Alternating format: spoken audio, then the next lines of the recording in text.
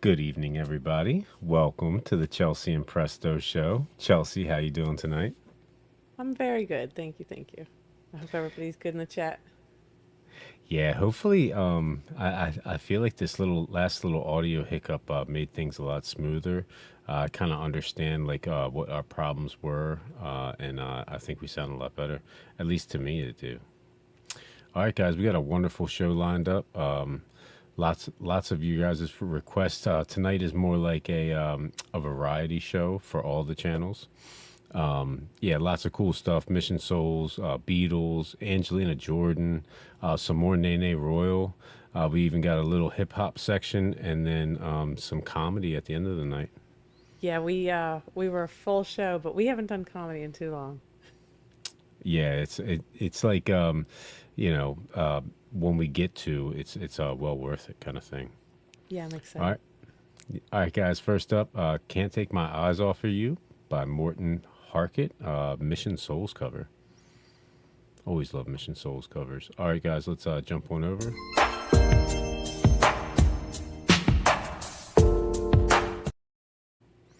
And let's hop right in, guys. Oh, let's not hop right in. Sorry about that. Oh, here we go.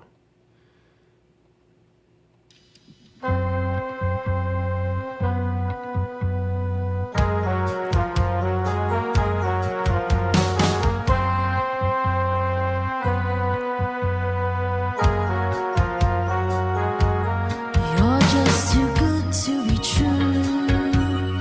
Can't take my eyes off of you. You'd be like heaven to touch. And I wanna hold you so much. As long as love has arrived, and I thank God I'm alive. You're just too good to be true. Can't take my eyes off of you. Pardon the way that I stare. There's nothing else to compare. The sight of you leaves me weak. There are no words left to speak. But if you feel like I feel, please let me know that it's real. You're just too good to be true. Can't take my eyes off of you. So I love the flair from Nisha. It's just so cool, right? But yeah, I love how they're always kind of passing the baton back and forth. You know, it's like they really are truly like a family band because they share so much of the vocals and stuff. You know, it's really cool. Not just vocals, instrumentals too. You know, they switch around a lot, man. Mom's amazing, but Stacy has just been so impressive the last couple reactions we've done. Hmm. Wow. Mom came out swinging on this one. I got chills like two words in. Yeah, and you got to take it back. This is this is some good showmanship you paused right in the middle of. Yeah, I'm gonna run it back a little bit. Uh, I keep getting requests for Sheena's band, so we're gonna have to put that on the next one. I can't even remember what they're called. I'll go back through the comments and make sure on the next free show we put one from her. Like, I think she has an old band. She might still be with them. I'm not 100% sure. But yeah, they did. They have some covers too. Yeah, I saw a couple of those comments. I have done really good not to look, but I'm very intrigued. Yeah, maybe we'll even put two on next week. We'll try. All right, let's hop back in, guys. Know that it's real. You're just too good to be true. Can't take my eyes off of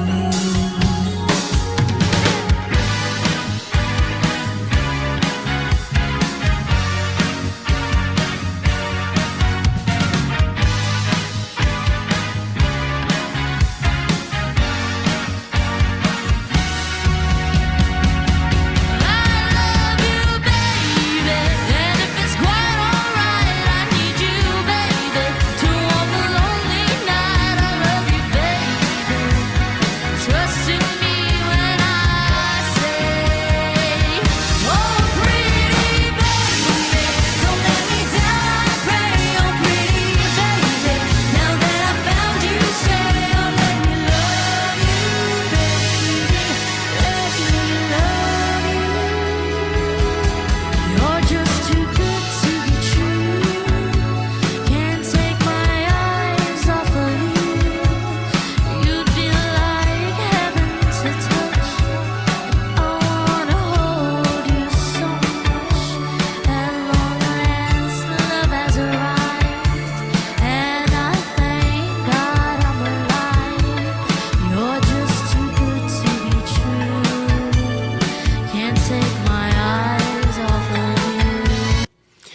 Yeah, this is one of those songs where I kind of forgot about this song, but this is a really good song. I enjoy it. It's kind of like one of those timeless songs. It's not from my era or anything like that, but I dig it a lot. It's really cool. It really shows how versatile they are. Yeah, Mm-hmm. I never put two and two together. Even when I saw the banner, I was like, "Oh, I know this song. This will be good." But wow, like they are nailing this. I mean, they usually do, but I don't know. They are matching this vibe 110%. I'm not gonna say it's better than the original, but it's just as satisfying. They're not missing a beat. Like it's good. It's good. I expect it now, but Mm-hmm. I don't know. I can't really put my finger on it. It's just a really good song for them. Like I said, I know how good Mom is. She just Mm-hmm. blew me away. I can't wait to hear her band. Yeah, not to take away from anybody else. Yeah, Stacy was flexing her last verse there. I can't tell you how much I'm enjoying this. Yeah, I'm digging the vibe, and they harmonize so good together. A lot of family bands do because they have a similar tone, but they're killing it. But when they harmonize, again, their versatility, like we've heard them sing each take lead. We've heard them, you know, do so much at this point, and Hmm. yeah, they are perfecting these specific harmonies in this song, like to the point where I'm sitting here like, I'm not gonna say it's better than the original, but it's definitely not. They they they're even keel for sure.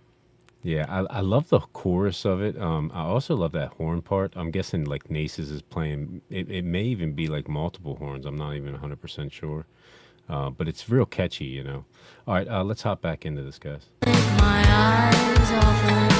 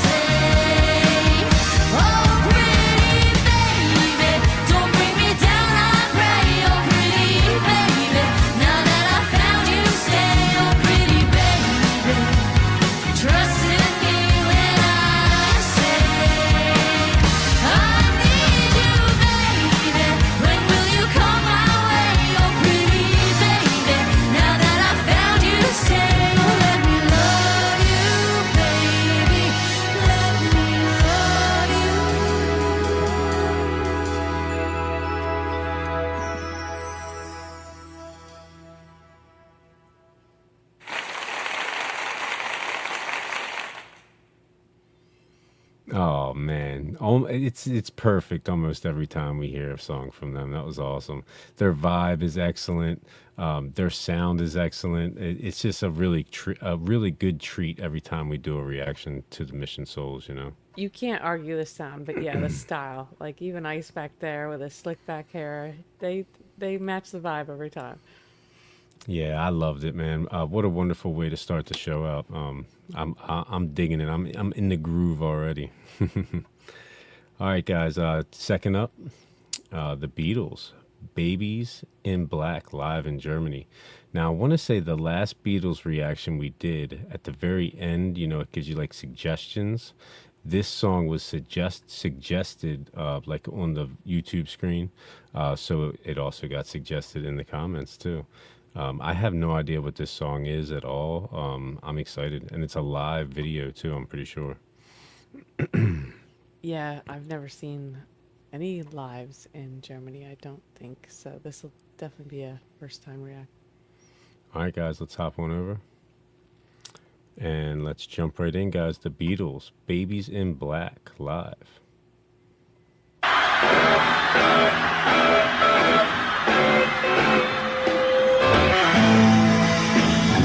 Oh dear, what can I do?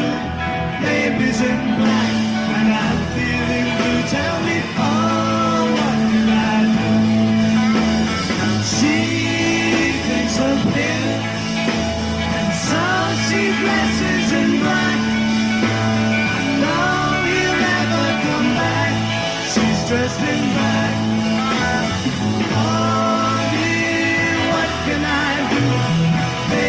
in black, and I'm feeling blue. Tell me, oh, what can I do?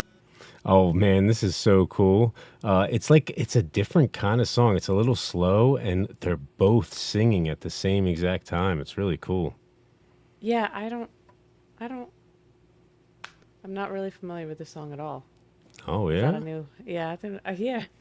I'm a little bit more familiar with the Beatles than you, but yeah, this one's yeah. Hit us in the chat with any facts. Yeah, I think it said 1964 when I was looking it up. All right, let's jump back in, guys. This is super cool. Oh, what can I think of her? She thinks only of him. No, it's only a whim. She thinks of him. Oh, how long will it take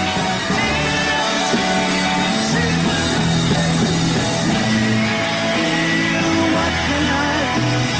Baby's in black, and I'm feeling blue. Tell me, oh, what can I do? Everyone.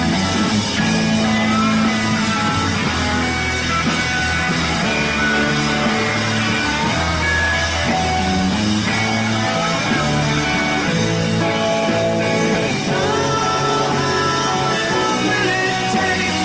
Dear, see the mistakes you've made. What can I do?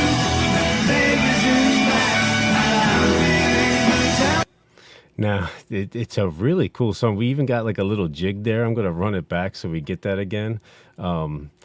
I love like just the melody and how just different it is, you know. Especially like it being an older song. This is cool, man. I love this like Beatles journey that we're taking. I love the Beatles. I don't know that I've heard this song. I thought I heard it all. Yeah, this is blowing my mind a little bit. It's like the instrumentals are totally a jam. But yeah, I don't think I've heard these lyrics. It's, the chat's failing us. If anybody it's knows what this album, yeah, is or whatever, let me it's know. really it's really cool because it's slow, but it's like still danceable, you know. All right, Yeah. Yeah, yeah, that's what I mean. Like that, the instrumentals are it's even got like a little less pop vibe for me. I'm totally digging it. But again, like yeah, it's really cool the way they're like singing together, but also like hmm over top of each other a little bit. It's like it's interesting. It's not overwhelming, and I feel like I would have remembered hearing this song. yeah, it's very unique. All right, let's jump back in.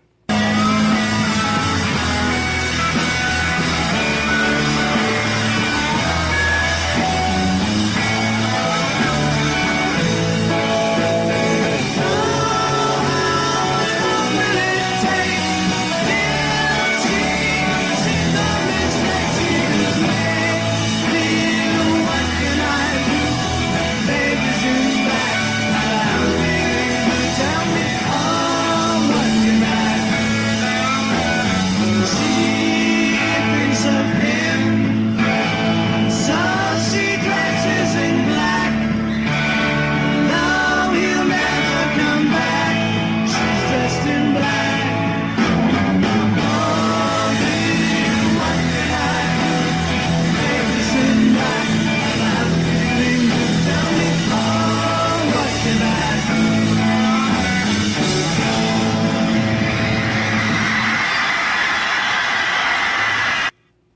Oh man, that was so cool. I love the fans. I love the Beatles fans. Yeah, Even yeah, yeah. believers or whatever. Like there's been some serious fan base, but the way the women would scream, like just Yeah, the it was noise. loud. It was loud, Yes, you and know. it was intense, and it wasn't just one or two losing their mind like that. Um, yeah, you can't do that these days.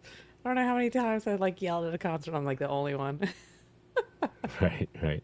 That was a real cool little ditty, man. That was cool, and you could tell they dug it too. You know, the way they were dancing around, the way they were, just had the huge smile on their face. Maybe it was because the fans were loving it so much. You know, it was like that was a cool little treat. You know, and to be able to visualize it too, that was awesome. So I talk about stage presence all the time, and I like really give it to people that are like up there rocking and sweating. But Hmm. I don't know, like the Beach Boys maybe match their vibe, but like very few artists go up there and are just like so Joe cool like the Beatles. They're having a Hmm. good time, you're having a good time, but they're just like I don't know, always chill, always chill. Yeah, awesome, man. Let's hop into this next one. Dreams, Fleetwood Mac cover by FRANZ Rhythm. Let's hop on over and let's jump right in, guys.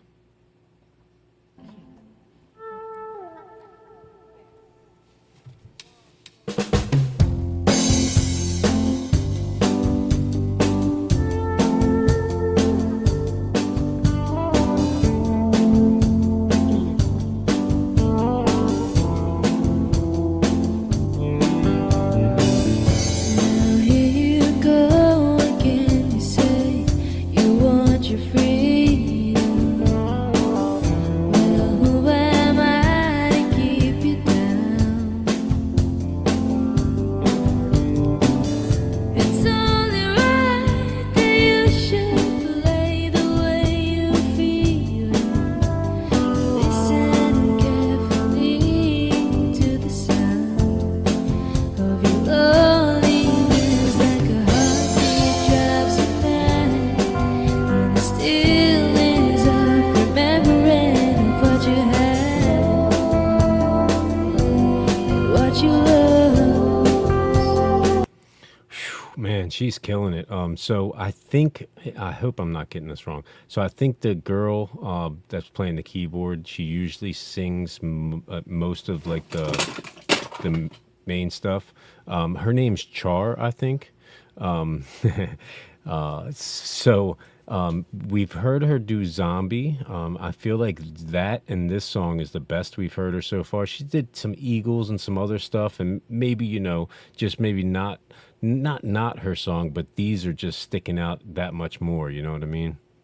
Oh my God, she's nailing this. I can't even, yeah, think of anything else. It's like there's like certain inflection and stuff that Stevie does, and it's like such a light, airy sound, but also like powerful. And that balance is just something you don't hear very often. But again, not sleeping on the rest of the band. This is a fantastic cover.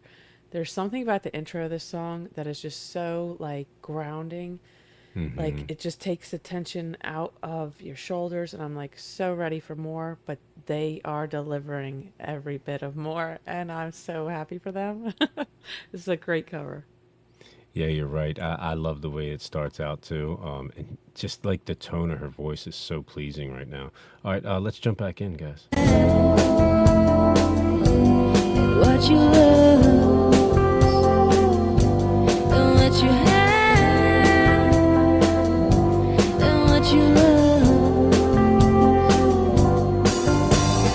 Thunder only happens when it's raining. Players only love you when they're playing.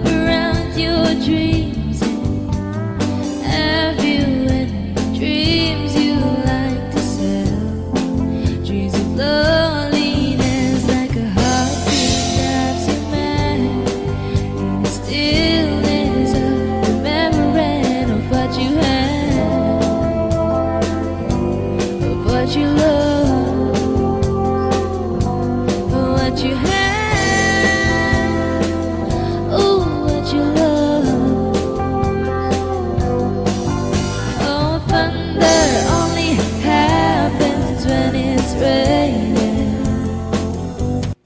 See, and similar to Mission Souls, maybe it's just because they're a family band, their tones are that close together, they harmonize so well, you know? Oh, it's so well because like she's just blowing my mind over here. Like precision wise, the band is spot on. She Hmm. was so good, but I feel like the more she's singing, the more soul she's like just getting out of the song. But then she jumps in with these harmonies with just as much passion, and it's kind of like double take. Are we really getting that much more again? Yeah, this is the best cover for them. I can't even imagine them picking a better song. This is so impressive. Yeah, it's so crazy to me. Like Franz Rhythm and also Mission Souls, both of them, I had multiple people like putting in requests, and I just couldn't get them on a show, couldn't get them on a show, and then finally did, and like both of them, ever since that first initial show, have been on every show. Just they kill it. You know what I mean? I can't not put them on. All right, let's hop back in, guys. This is so good. Players only love you when they're playing. When they will come and they will go. When the rain washes you clean, you know. Oh, thunder only happens when it's raining. Players only love you when they're playing. Say when they will come and they will go. When the rain washes you clean, you know. You know. You will know.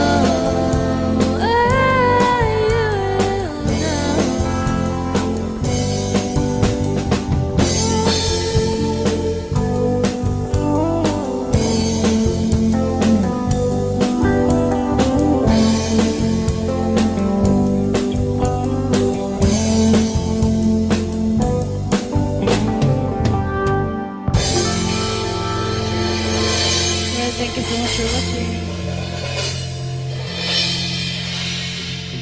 Only here at FRANZ Rhythm channel. Thank you.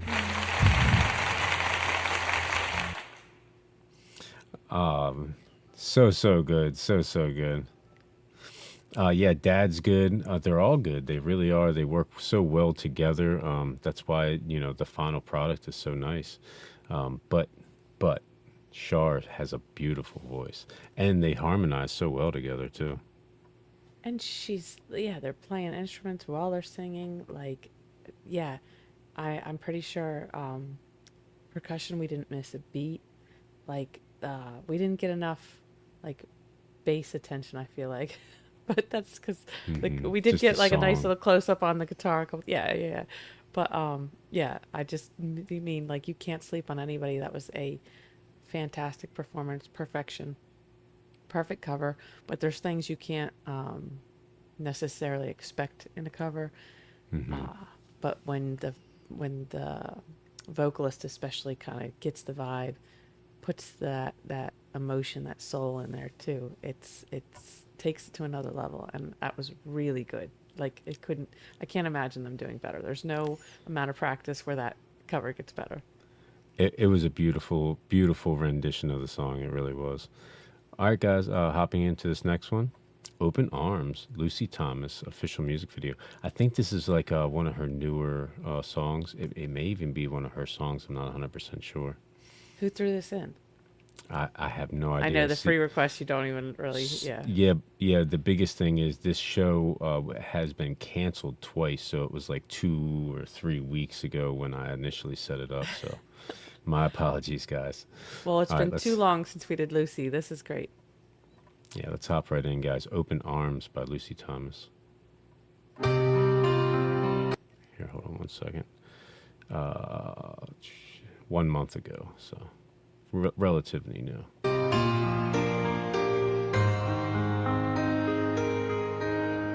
Lying beside you, here in the dark, feeling your heartbeat with mine. Softly whisper, you're so sincere. How could our love be so blind?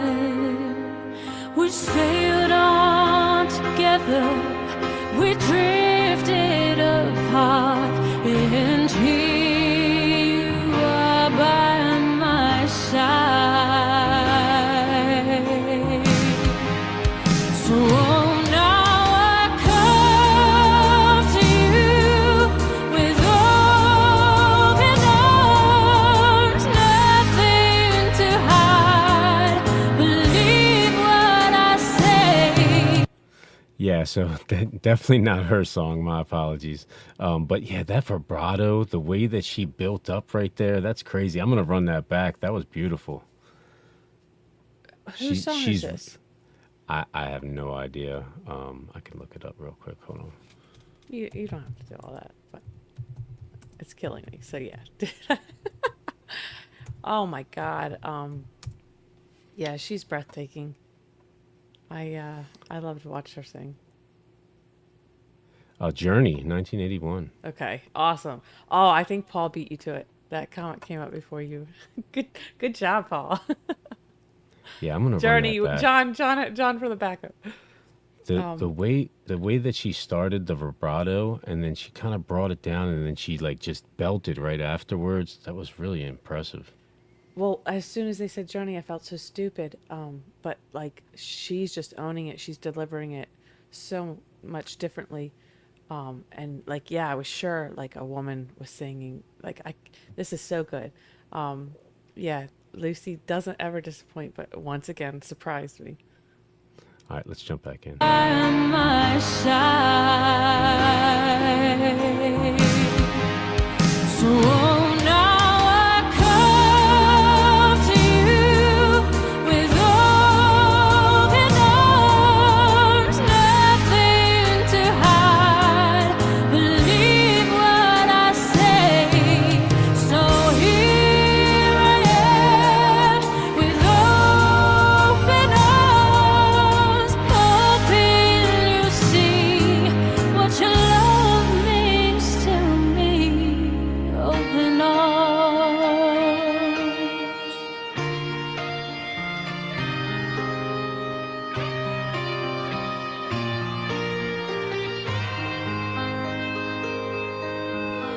Living without you, living alone. This empty house seems so cold. Wanting to hold you, wanting you near.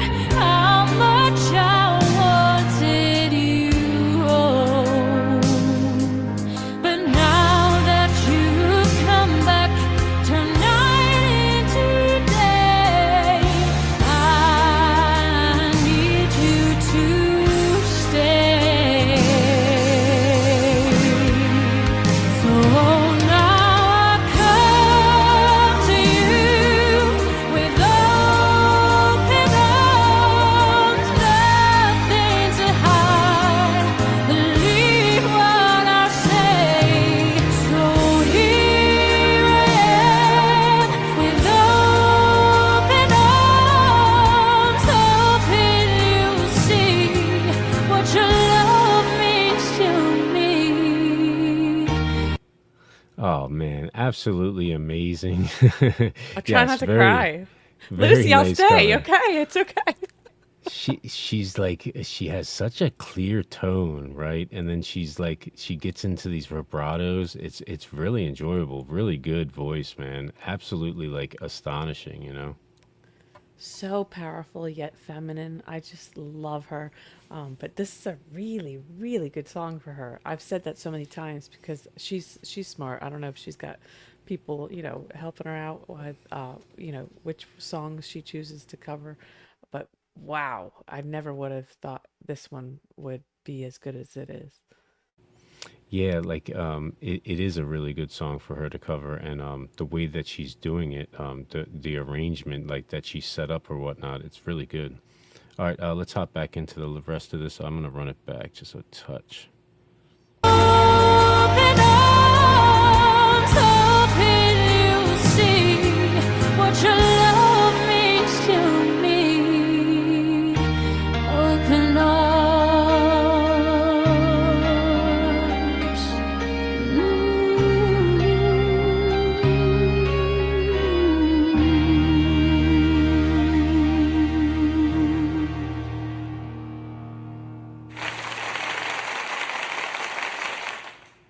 So beautiful. Ended it perfectly too, right?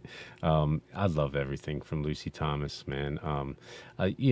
So I just want to say something. I had a guy. I want to say he was a Mission Souls fan. He might have been a FRANZ Rhythm fan, but we had Nene Royal on the show last week, and her video blew up on my channel, and he was really mad about it that we liked her. It's like, we we like all these artists because they're all great artists. It is what it is. So I think this community is just like so, uh, just it's really special. We have a lot of different tastes. We have a lot of different backgrounds and cultures, and it makes for like this just amazing playlist. Stuff I'm really familiar with, stuff I'm not at all.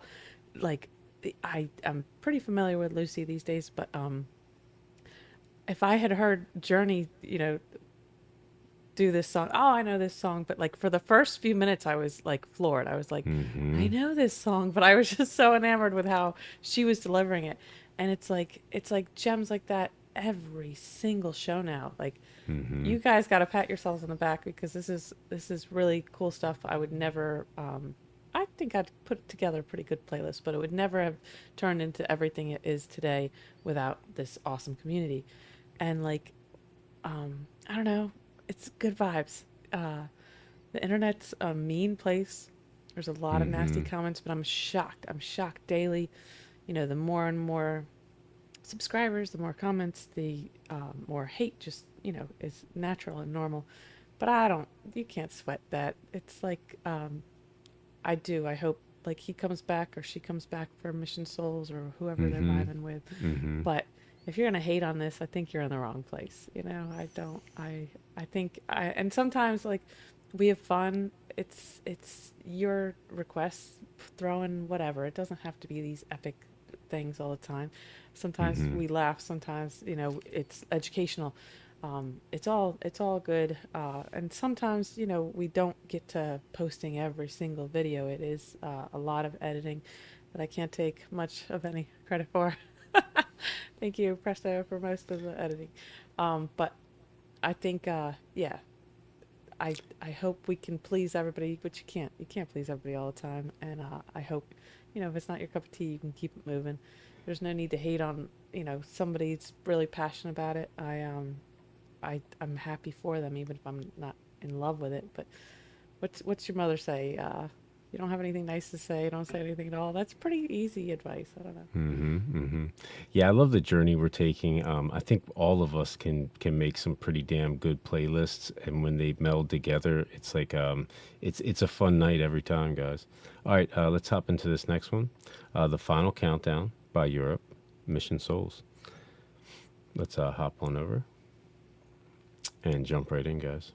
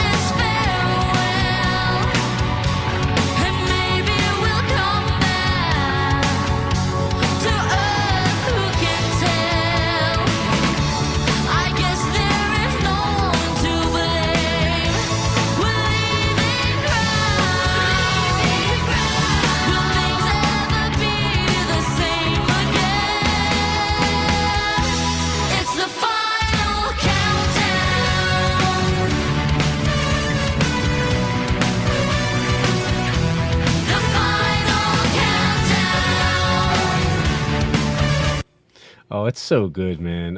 Yeah, it's like Nace's killed that intro. Stacy's killing it. It's nice to get the whole family in both songs too. Very cool. Yeah, I sleep on Nace. No, no offense. You know, Stacy's a forefront. Ice is so young and cute back there. Like Hmm. it's they're so good. They're so good. This is not an easy song at all. Not that they, you know, cover easy songs. They cover so much different things, but this like the layers to this, and it's we've seen other families and people do it, and you know, there's cut into different areas and stuff, but Hmm. this is this is like a one take or whatever. It's so impressive what they can do in their basement. Yeah, My mind's it blown again. it's one thing to do a good cover, but I feel like they do such a great job at capturing the vibe, down to the little details, Yes, and there's they're these having little fun doing cries. it.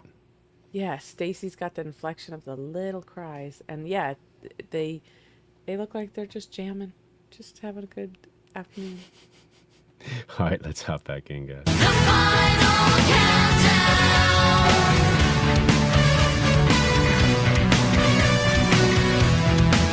Oh, we're heading for Venus, Venus, and still we stand tall. 'Cause maybe they've seen us and welcome us all, yeah. But so many light years to go, and things to be found. I'm sure that we all miss us all. It's the final countdown.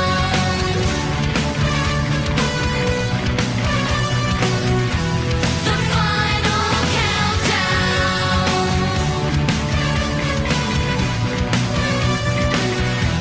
The final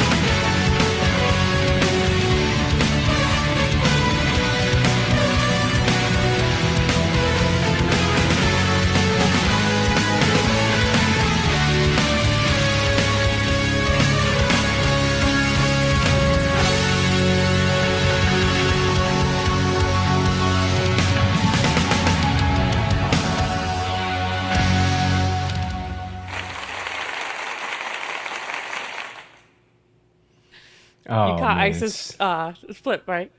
Yeah, So so silly. good, man. So much fun, you know.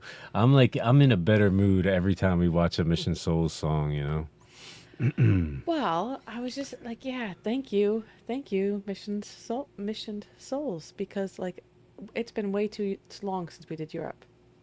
Yeah, I feel like them songs kind of went together too. I don't even think I did that on Yeah, purpose, you know. I didn't even know what the yeah, open arms song was, you know. That's really yeah. cool. We got a nice little spot from Ice in there. Naisha Yes, killed it, you know. back to back Naces killed the whole. Everybody killed it, you know. from beginning to Um, end. Yes, she did. But that the climax, they were there for it. They knew like they had to deliver, and she, damn. that was so much fun, man. All right, guys, moving on along. Angelina Jordan. So this is Angelina Jordan's School music video with lyrics. It is the song Rehab, like she redid it. All right, let's hop on over, guys, and let's jump right in.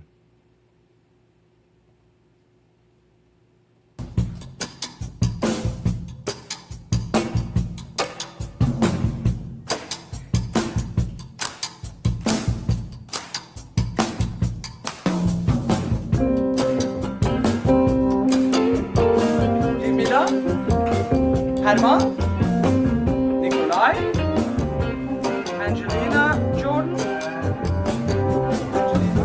They try to make me go to school. I said no, no, no. Yes, I've been there, but when I come back, you know, no, no.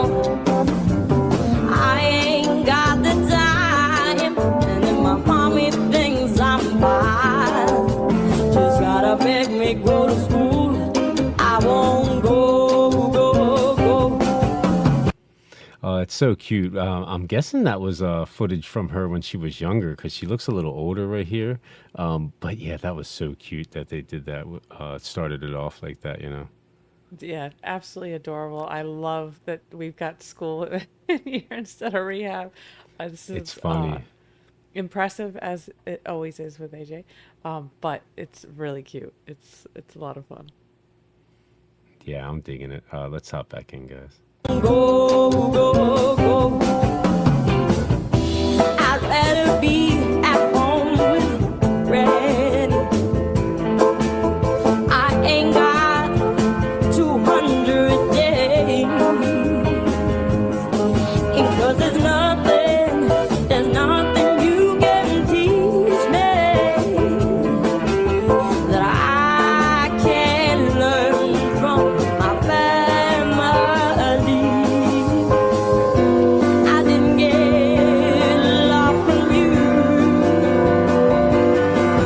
There's so much for me to get. They try to make me go to school. I said no, no, no. Yes, I've been there, but when I come back, you know, no, no. Yeah, I think it kind of speaks to like we always say, she's kind of like an old soul, you know. It's like even though it's not appropriate for her to sing that song, she understands it. You know what I mean? She really conveys that in her vibe, in her feelings, you know, her emotion. She's always been very classy, classic. She's this is just really wholesome. I like that we're getting the vibe. We're getting a lot of the emotion even that is portrayed in this song originally. But yeah, she's delivering it like she always does, her way. But it's really cool because I have heard Amy Winehouse vibes from some of her deliveries, but to hear an Amy Winehouse song is like spot on. She's so good, and she's not trying. She's AJ. She's not trying to sing it like her, but they both have amazing talent, and I see the similarities, and it's just like so blatantly obvious now that we get to hear it cover. This is really cool and cute at the same time. Yeah, you can tell Angelina has she kind of digs Amy Winehouse's style, or they both have a similar style in music, that they like. All right, let's hop back in. I've been there, but when I come back, no, no, I ain't got the time, and in my army things I'm fine. Just try to make me go to school, I won't go. The teacher said, why do you think you're here? I said, I got no idea. I'm gonna love my granny. So I always keep her near. She said, I think you're a good girl. You're supposed to be my dear. They try to make me go to school. I said no, no. Yes, I've been there, but when I come back, no. I don't ever want to go to school again. I just need a good friend. I'm not gonna spend 10 weeks in school. Have everyone think I'm like that, and it's just not my pride. It's just till these tears have dried. They try to make me go to school. I said no. Yes, I've been there, but when I come back, no. I ain't got the time, and my mommy thinks I'm fine. Just try to make me go to school. I won't go.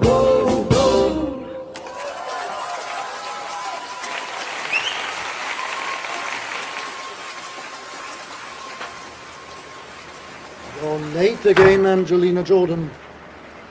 But don't forget to keep on smiling.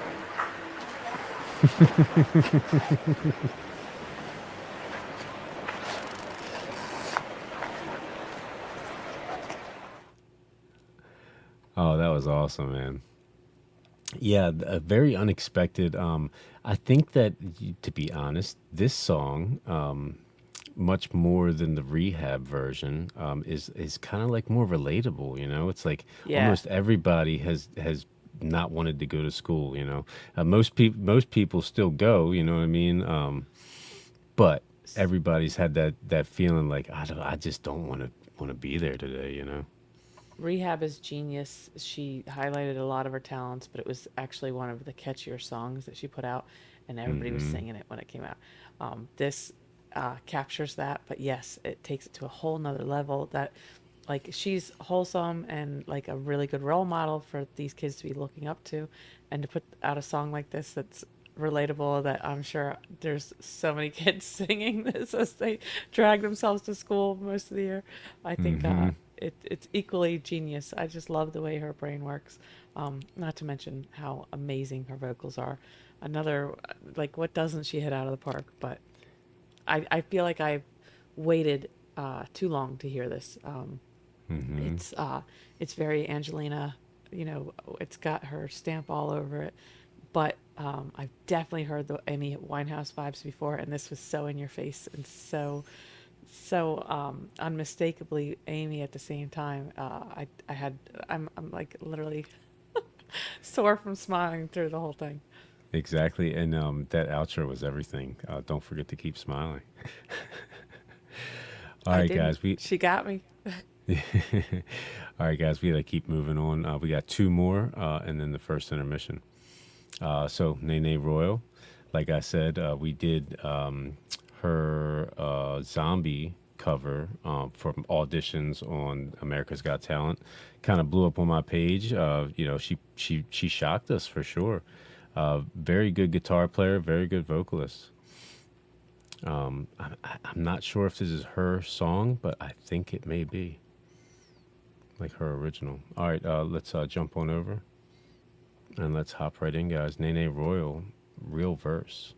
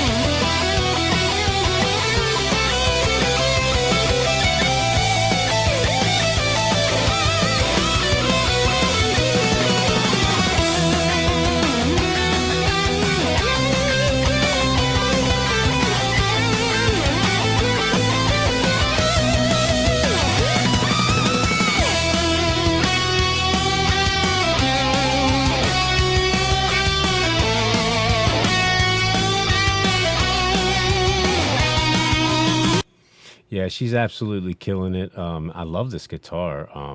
So we got this request from a bunch of different people. We also got a bunch of other requests. There's a second song that I actually put on tonight because we got so many requests. But yeah, a couple people have described this guitar already to me. They say I think they said it's a 78 or a 79 Ibanez. It's like it has like a story with it, but I don't know that much about it. It's definitely a six string. She's shredding the hell out of it. Like I knew she was good on the guitar. I can't even wrap my head around the fact that she can also sing. I was getting I was getting like Alipata vibes.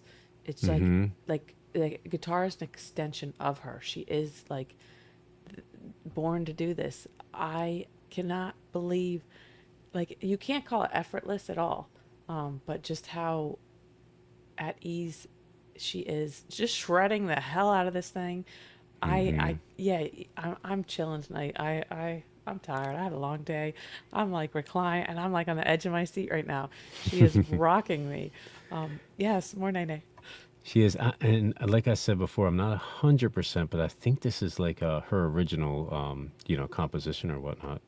All right, I'm gonna run this back a little bit so we don't miss anything. Let's jump back in.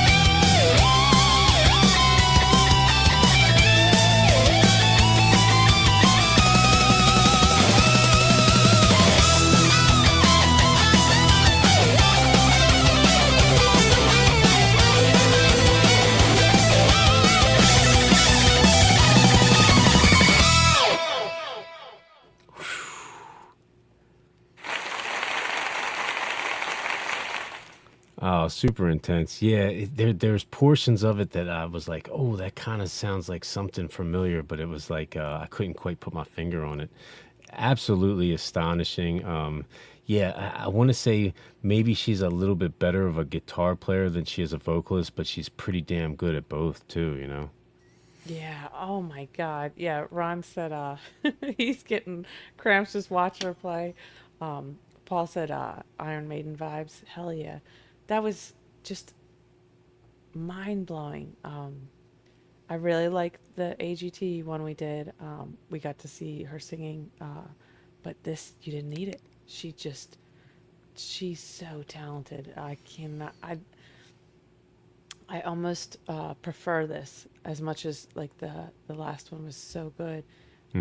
This just really showcases she's like an epic guitarist. Like that's not something I'll ever learn to do. you could you could let me quit my day job, work on it the rest of my life. I would never shred like that. So impressive. Yeah, we got tons and tons of requests for her. So we definitely have to put her on some future shows. And some really cool songs, you know, that she covers. She also has a band that she works with. I believe they're called like the Ozone Band or something like that. Yeah, so there's like full band covers, live covers. So yeah, lots of stuff in the future. So we got one more before the intermission. Temple of the King, Rainbow, cover by Nene Royal. Oh, Let's hop on over and jump right in, guys.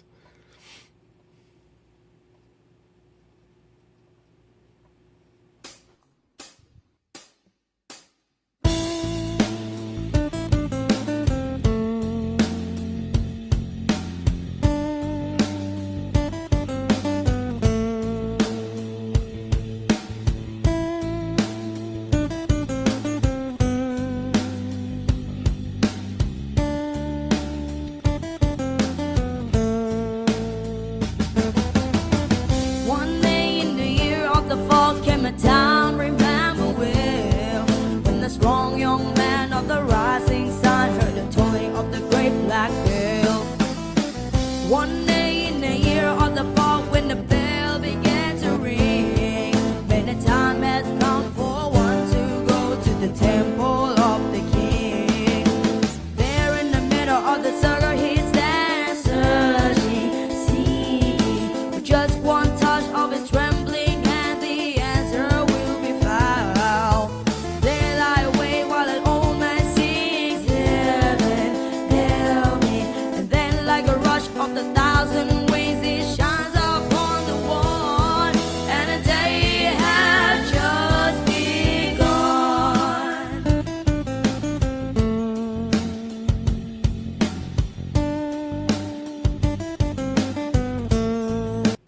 Oh, super cool song. I've never heard this before, so it's like I love being introduced to new songs this way too.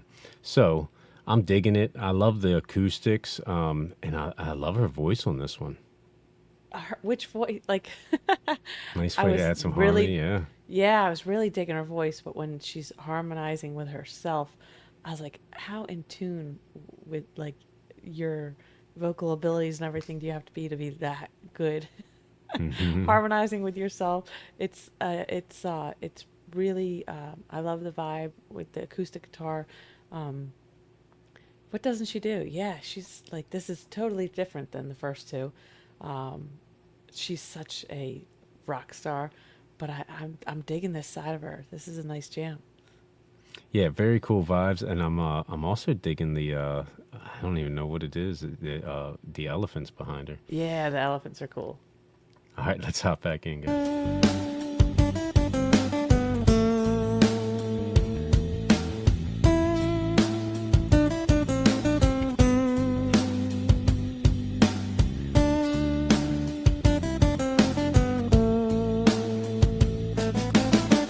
One day in the year of the fall came a time, remember well, when the strong young man of the rising sun heard a toy at the great black bell. One day in the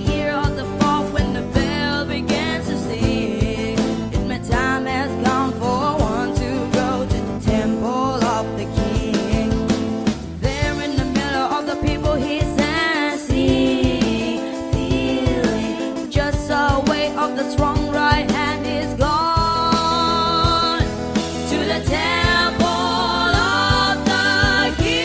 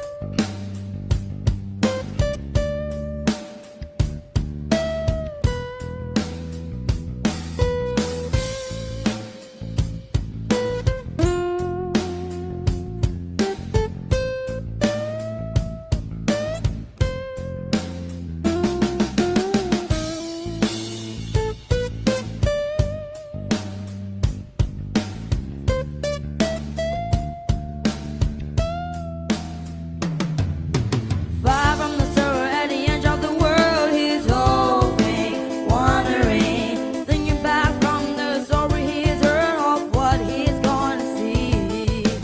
There in the middle of the circle it lies, heaven, help me. The all could see by the shine in his eye, the answer has been found. Back with the people in the circle he stands, giving, feeling, just one touch of the strong right hand they know of the temple and the king.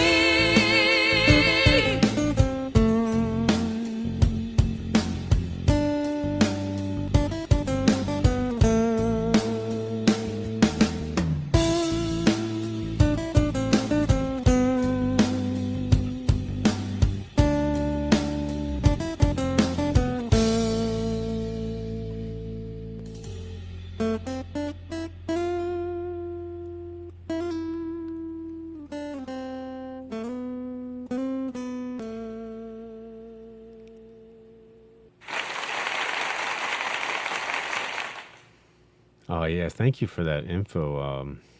Was that Ronno? Temple Ron of the and Steve King hit us too. was written by guitarist Richie Blackmore and lead singer Ronnie James Dio. Very cool.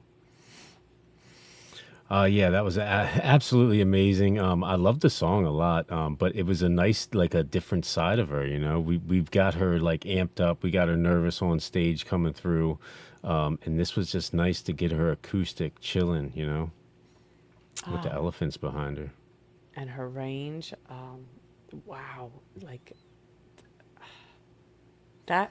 I don't even know how to rate them. Again, like I said, you know, it's one thing to do a nice cover, but to get into that vibe like that, it's a whole Yeah. nother thing, you know? She almost got a little folky there. I love like the little bit of her accent you get. She's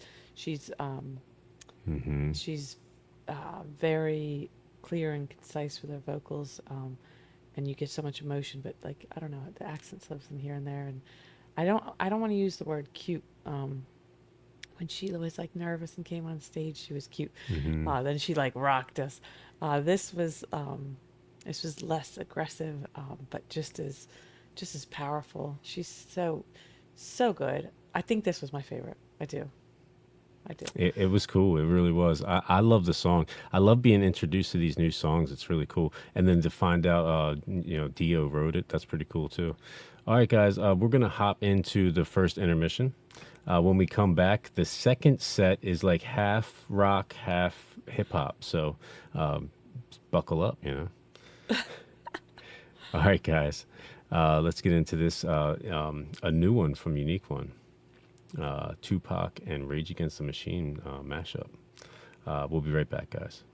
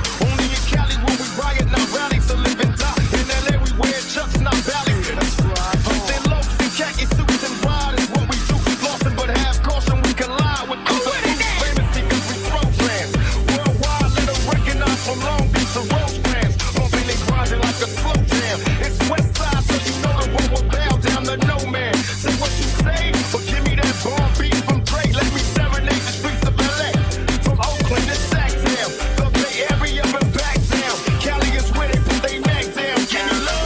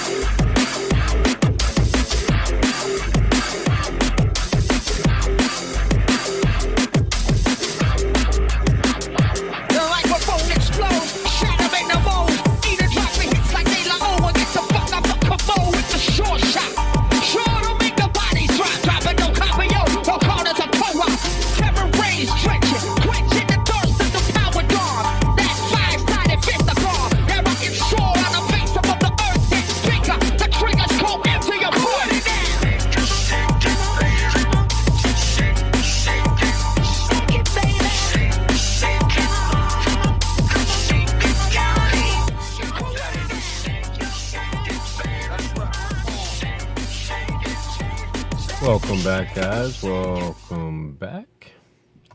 Yeah, just so you guys know, the Chelsea and Presto show is a little bit more of a variety show. So it is what it is, guys. It's kind of like all of our shows together. So we get a little bit of everything in. You might like one portion, but then hop off at some point. It is what it is. All right, let's hop on over.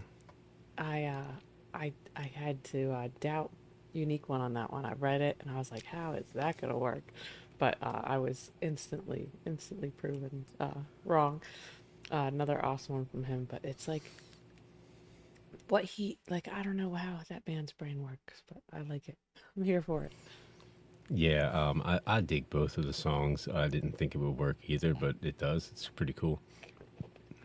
Shout out to Unique One, as always. All right, so next up, Diana, Ankudinova. If you remember, we did one reaction to her a long time ago. Maybe it was like Request Fest 12 or something like that. Very good voice, very huge range, and she gets really, really low for a female. I'm excited. I haven't heard anything from her since then. I have gotten some requests. This person has been very persistent, so I decided to put it on there. I think Creep is the #1 song that's been covered on our channel for sure. Our channels. Yeah, I definitely admire the persistence. So if you're persistent, you will get your song on. It's just a matter of time sometimes. All right. It's also like the squeaky wheel gets the oil sometimes. Exactly. All right. Let's hop on in, guys. Creep. Live. Oh, hold on.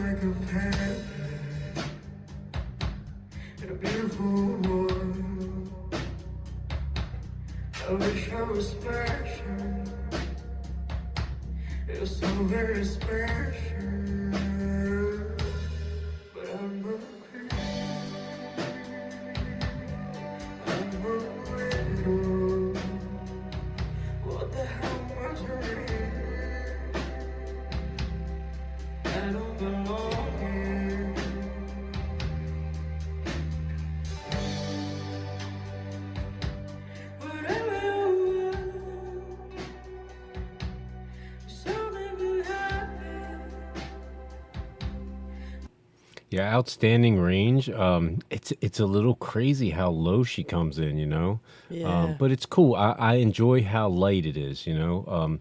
I think the first reaction we did to her was like it wasn't America's Got Talent, but it was like another country's Got Talent. I'm not sure. Maybe it was Britain or something like that. But you know, it was like her on stage, all produced up. It's nice to get a different side of her. I guess you could say. Yeah, I definitely preferred that her doing that song. But this is good. This is I don't like I said, we've done Creep so many times. I've never heard it done quite like this. This is cool. I like the change up, and I'm just noticing now. She's got like dolls on her or something. I don't know. It's a little weird. It's creepy. Let's hop back in.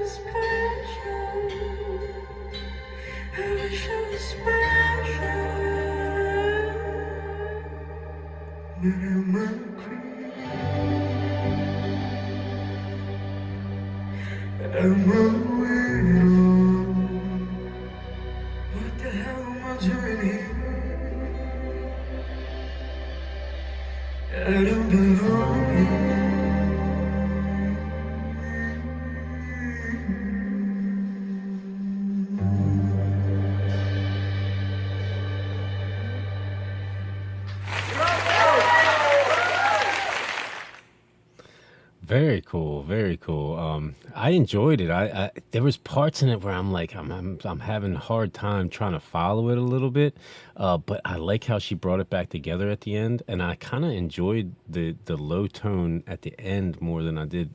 I didn't really enjoy her starting with it. I don't know. There was something about it. It took me a while to get into it. But I liked the first change up where she went from low to high, and I liked how she did that outro right there. Was really cool. She lost me on some of the change ups in there, but I think she knew she could. It's such a easy, easily identified song. And I think she, that's just, she wanted to throw all the theatrics in there. Yeah, like the dolls and everything were a little creepy.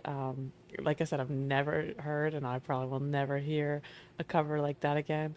Uh, Not my favorite. I preferred our last reaction to her, but I I feel like this definitely made me more intrigued.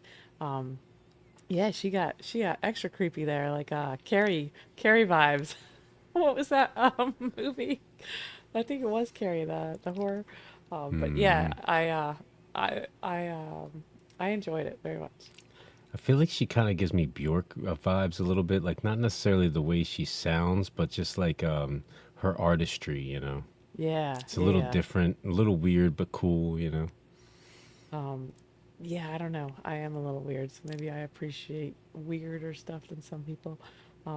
Yeah, I definitely intrigued. I want to hear more from her now. Yeah, very cool. Thank you for that one. That was awesome. All right, guys, getting getting into the next one. We got a little noses up next.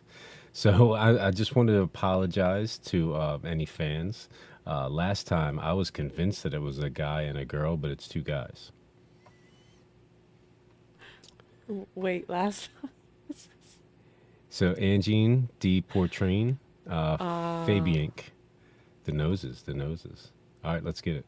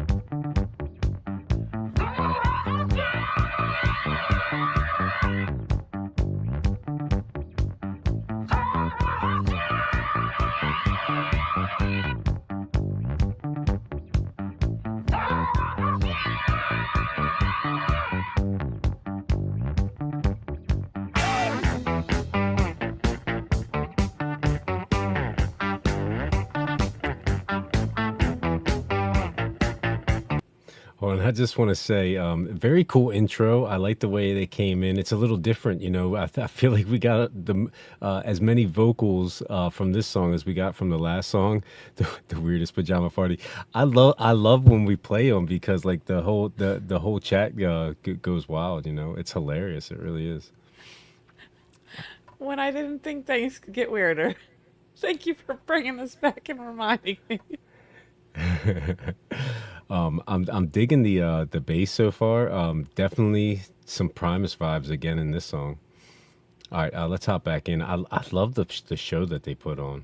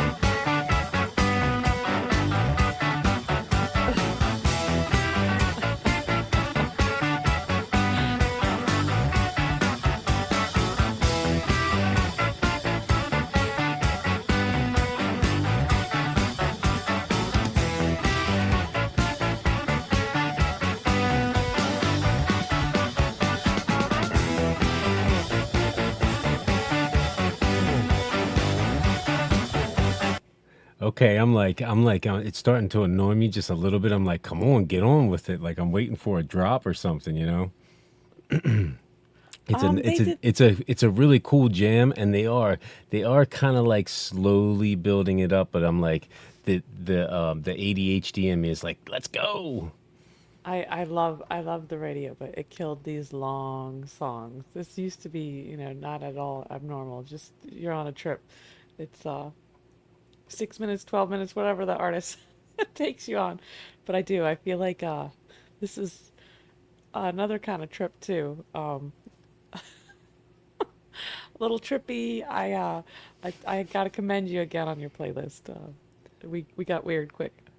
I love it. I actually like the song. I'm just like again, like I said, my ADHD is like, let's go. All right, let's hop back in, guys.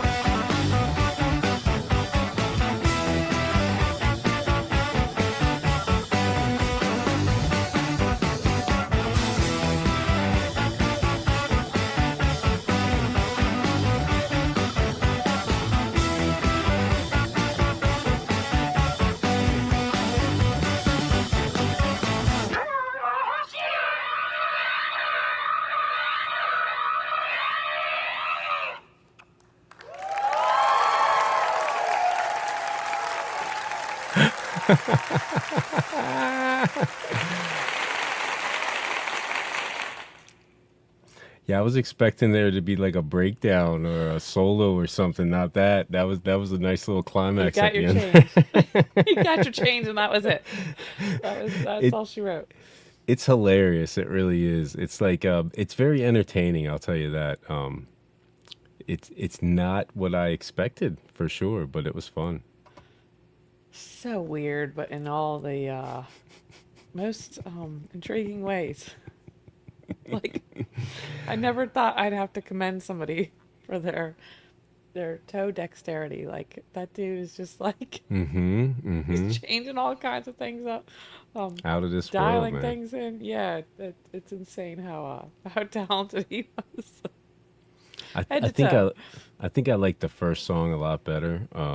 But again, I like the jam to it. It was just a little long and drawn out. That's all. I think again they were doing that on purpose. It was really impressive, really good at the beginning, and yeah, it was again theatrics. It's like you were waiting for it, waiting for it, waiting for it, waiting for it, and then they gave it to you right at the end, and that was it. You're like, this is what we waited for. These 2 seconds. You got He some kind of some he Squidward kind of arms. he kind of did the blow up guy like that's Yeah. standing on the corner at the 7-Eleven, or the used car lot. Oh. All right, guys, hopping into this next one. So we did a Dirt Miller reaction a while back, and Dirt Miller requested us do his new song, and this is his newer song. It's probably been a couple weeks now, so all right, let's hop on over and let's jump right in, guys. Dirt Miller, The Dark Side.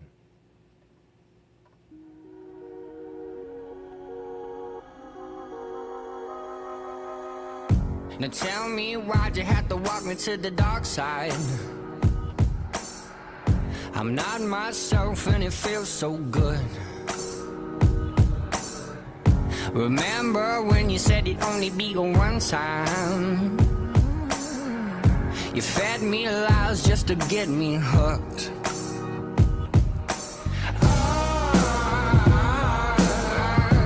Thought you'd keep the pain away.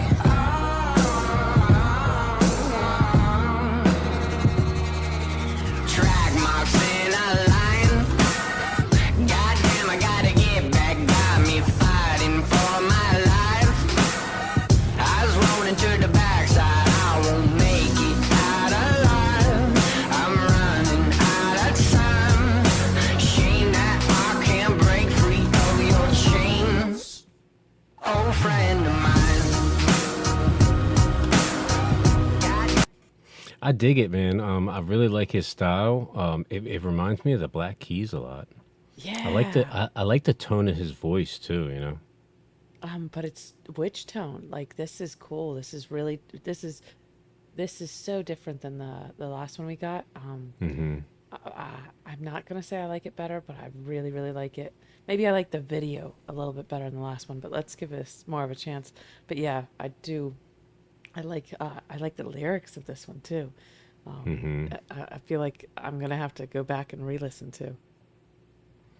Yeah, he's really cool. If you remember, we did a reaction. Asaph Avram, I think his name was, has a very similar tone to him. And also, yeah, Lost Hate says Ren suggested people check him out. I was actually just finding Ren about that time that happened, but I already knew who Dirk Miller was because he did a song with Wax a little bit before that. All right, guys. Yeah, I love Ren. I had no idea he's even knew who this guy was, or yeah, it's even more intriguing. Small world, you know. All right, let's hop back in, guys. Goddamn, I gotta get old friend of mine. Goddamn, I gotta get back. Chasing shadows, seeing ghosts from a past life. This empty room's gonna be my grave. The sun is gone, all that's left is the black light. You're just running through my veins.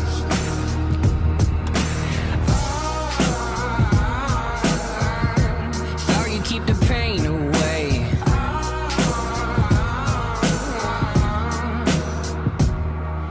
Track marks in a line. Goddamn, I gotta get back. Got me fighting for my life. I was rolling to the backside. I won't make it out alive. I'm running out of time. Shame that I can't break free of your chains. Old friend of mine. Goddamn, I gotta get old friend of mine. Yeah, really cool. It's got really nice lyrics. I love the lyrics, but I love the bounce and the feel to the song. It really sounds like it could be like a big radio hit, you know?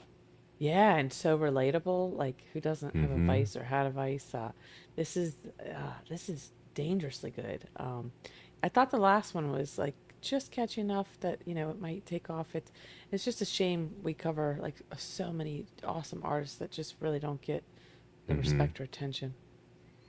Yeah, I feel like this song's a little more poppy, a little bit more like mainstream than the first song we did to him. The first song I felt like really showed off his vocals a little bit more. This one's a little bit more poppy, bouncy, you know. Yeah, it's apples and oranges, but shows how versatile he is in two songs. We're definitely have to do a little bit more. Love the artistry in the video too. All right, let's hop back in, guys. Goddamn, I gotta get back. They tell me why they have to walk me to the dark side. I'm not myself and it feels so good. Remember when you said you don't give me the one time? You fed me lies just to get me hooked. Track marks in a line. Goddamn, I gotta get back. Got me fighting for my life. I was rolling to the backside. I won't make it out alive. I'm running out of time. Shame that I can't break free of your chains. Old friend of mine. Goddamn, I gotta get back. Old friend of mine. Goddamn, I gotta get back. Friend of mine. I loved it, man. That was a really cool video and song.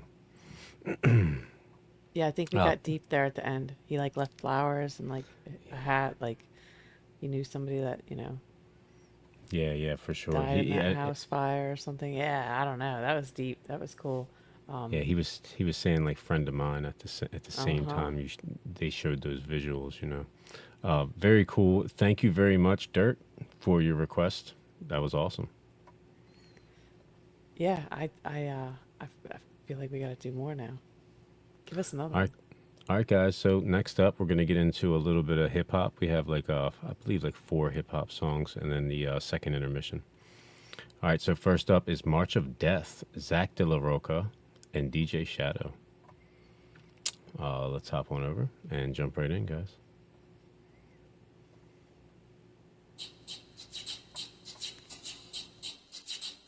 Rock and roll music is the main weapon.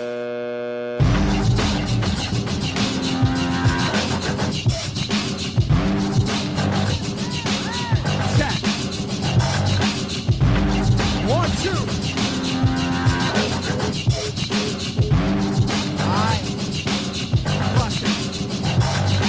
I was born with the voice of a riot, a storm, lightning, a function, the form. Far from the normal, follow like cattle. I'm more like the catalyst, calm in the mix of battle.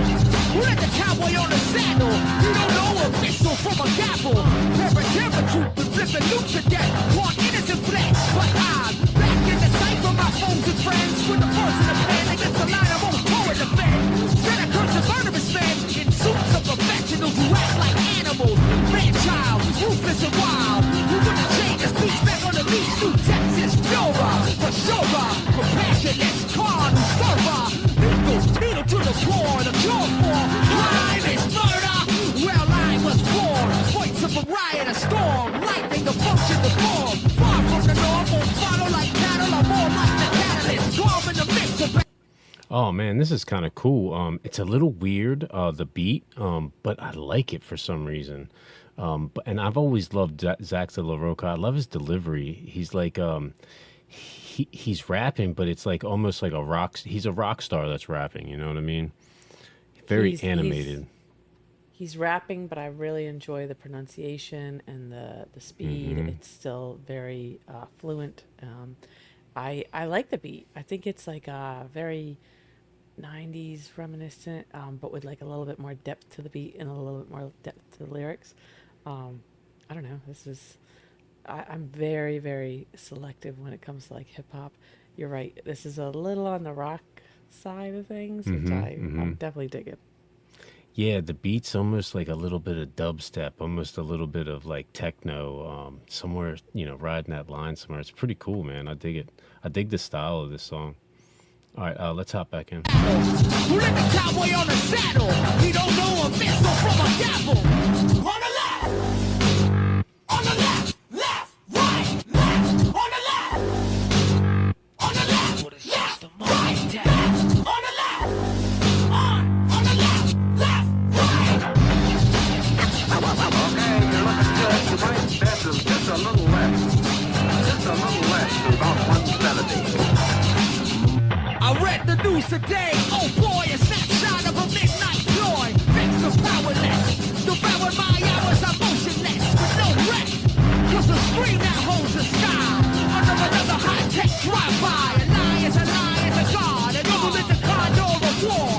Nothing more, I salam, peace, I salam. Stare into my eyes, brother, please, off on knees. Deep now with feet and disease. In a lock, your hands across these. A flag is a rag, it's a shroud out loud. Outside a faceless crowd, a cavalry child just took a last breath. One stare in the march of death. Come on! Get on the left! On the left! Left! Right! Left! On the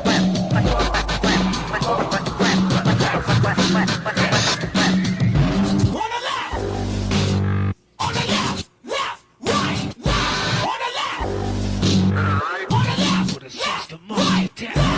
the left! On the left! Left! Right! Left! On the left! On the left! Left! Right! It's so cool how they're going back and forth with that beat and with his voice like this. I've never even heard anything like it. It's kind of cool, man. Yeah, DJ Shadow went off there for a minute. That was badass. And then the way he's doing the vocals now, I'm getting like LL Cool J vibes, which I'm down with. Nostalgia again. Yeah, it's cool to me, how he could do a rap song and then do Rage Against the Machine, and his vibe is very similar. He's like I said in the beginning, he's definitely a rock star, but he can rap. It's cool, man. I love his voice. Yeah, whatever this is, I'm digging it. There's it's fun. It's all over the place. It's exciting. Keeps you like this is a pretty long song, and again, I'm not sure how they're gonna wrap it up even. Yeah, it's very cool. All right, let's hop back in. Lyrical is a sound of terror from a wall. Reflexes, Texas, twisted tongue. Pour lined up to kill in desert slums for all that boil beneath the desert sun. Now we speak flame, flip this game. All the targets are taking aim. All targets are taking aim. Where the targets are taking aim.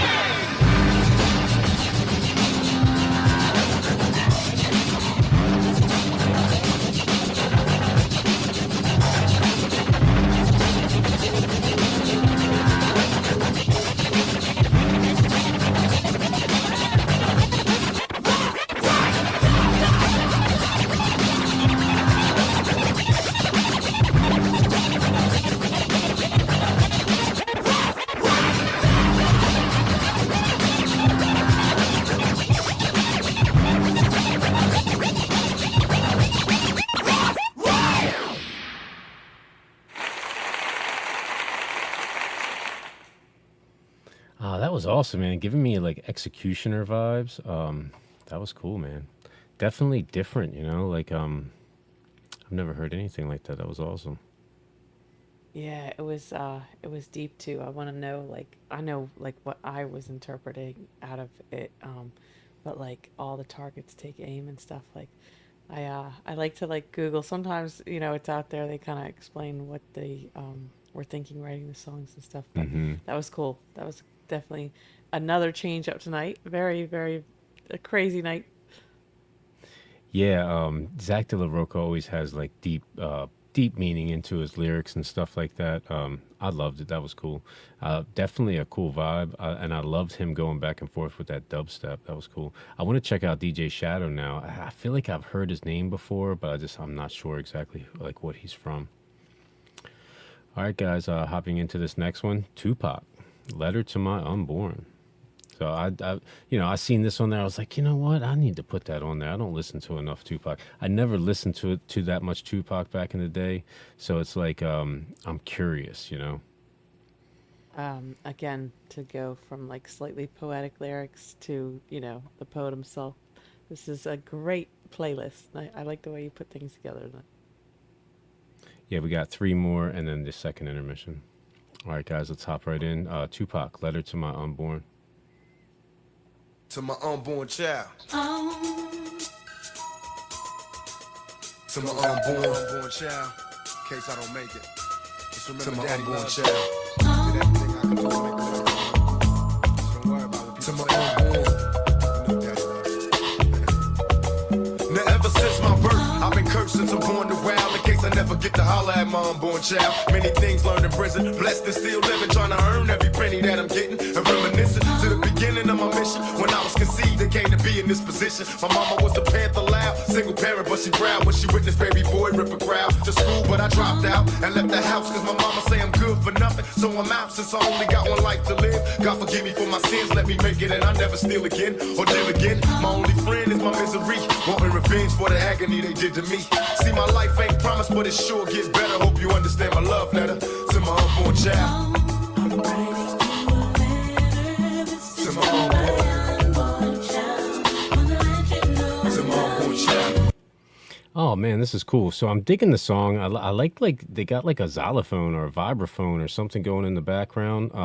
I'm digging the backup singers or the singer that's doing the chorus. Yeah, but it's got me thinking. It's like, wow, what a situation. To have to or to think that you have to write a letter to your unborn child. Thinking like maybe you're not going to be able to ever talk to him or see him. Yeah, I don't know about that life, but he's got a way of writing. Like, I feel like Tupac would have eventually been a big name even if he didn't rap. It's like the poetry he writes is just like so good.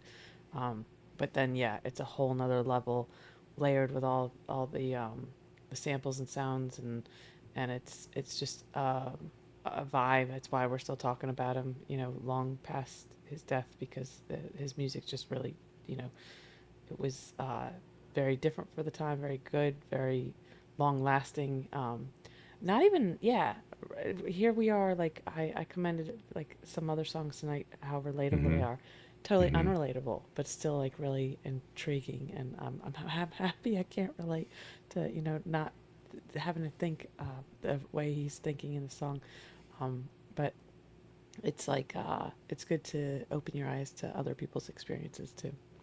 Yeah, exactly. Such a great artist, such a great rapper, but like a really, really good storyteller too. All right, let's hop back in, guys.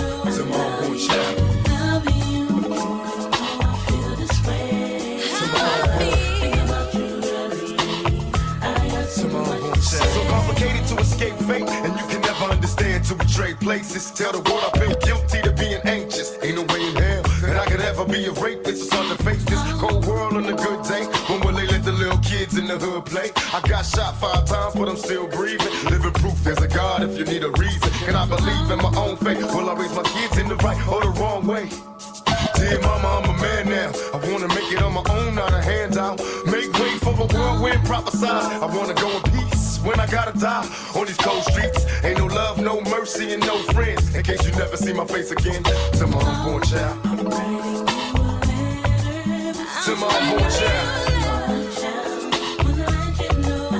To my unborn child.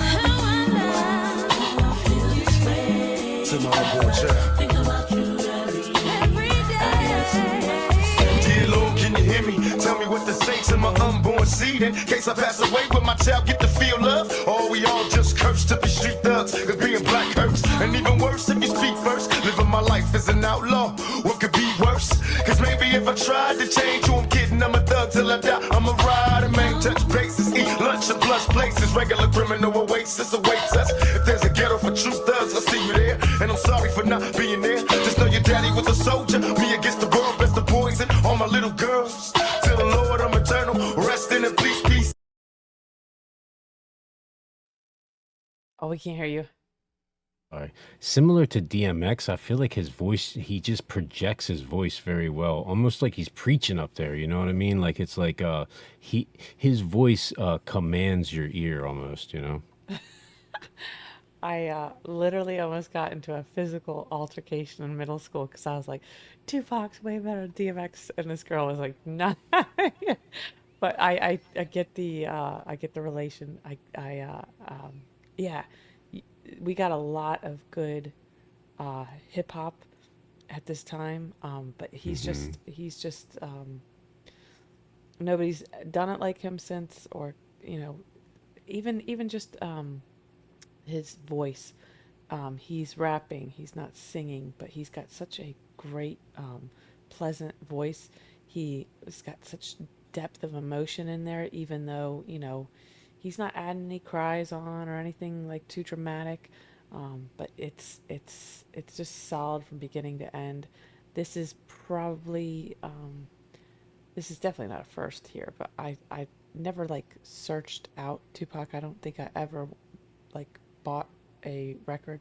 I think I ended up with one of my sisters or something here and there. Like I definitely appreciated him, but this is really cool to go back and listen to this.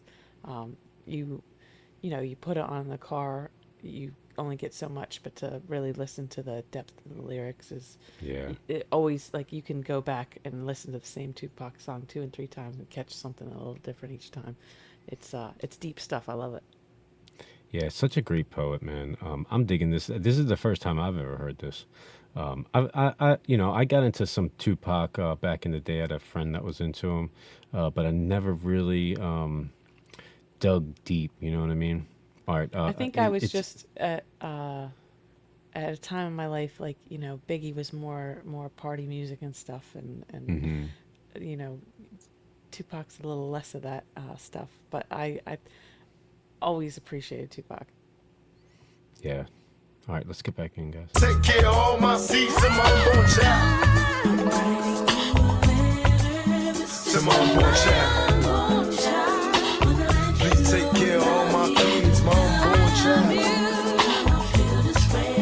To my unborn child. This letter goes out to any seeds that I might not get to see because of this lifestyle. Just knowing you daddy loved you, got nothing but love for you. All I wanted was for you to have a better life than I had. So I was out here on a 24-hour, 365 grind. When you get to be my age, you'll understand. Just know I got love for you. And I see you if there's a ghetto heaven. There's a ghetto heaven, I'll be there with you. Take care. Run well. Be smart. Follow the rules of the game. Sometimes it's confusing. The rules of the game is gonna get you through all day, every day. Watch out for these fakes and fakes. Shit's coming down the dirt.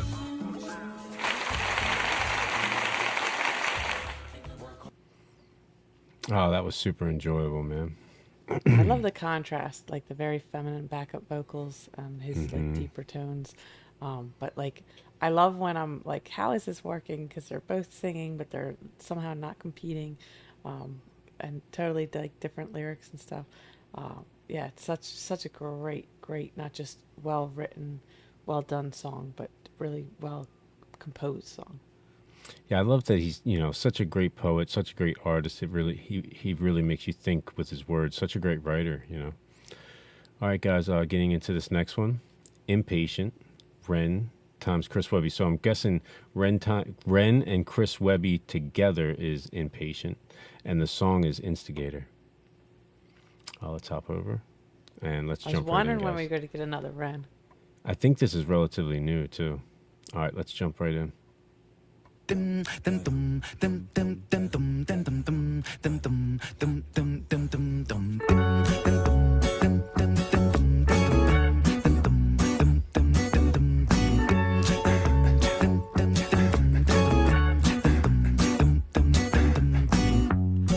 $1 for a dime and watch the world collapse. I'm driving across that county line. Once I do, I won't look back. Daylight knocking at my door. Step into the sun in times of peace. I'll go to war. Instigator. Instigator.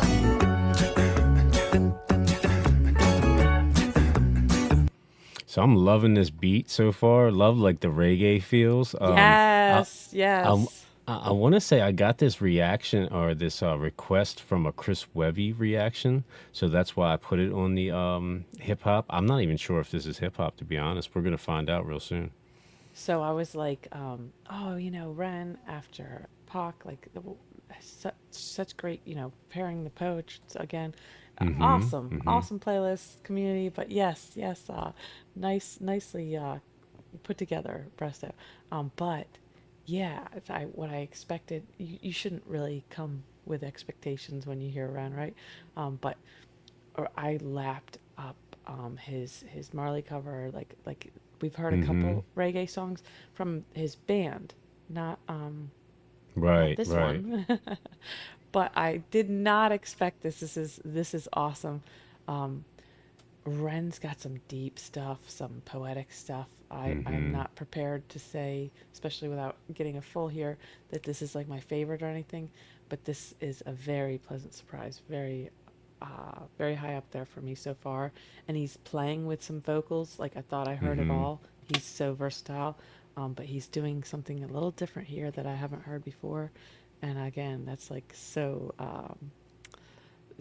satisfying, even if this isn't my favorite Ren. I'm liking it a lot. I'm excited to hear what Webby's got. All right, let's get back in. Instigator. Steady with it, like machete with it, heavy with it, shred and kill it. But wait a minute, I already did it. Webby did it.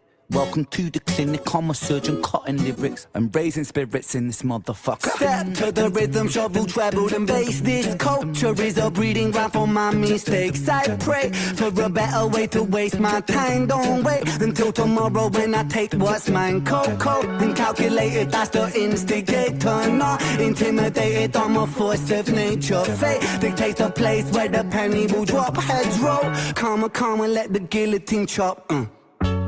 Sell $1 for a dime. Watch the world collapse. I'm driving across that county line. Once I do, I won't look back. Daylight knocking at my door. Staring to the sun in times of peace, I'll go to war. Instigator.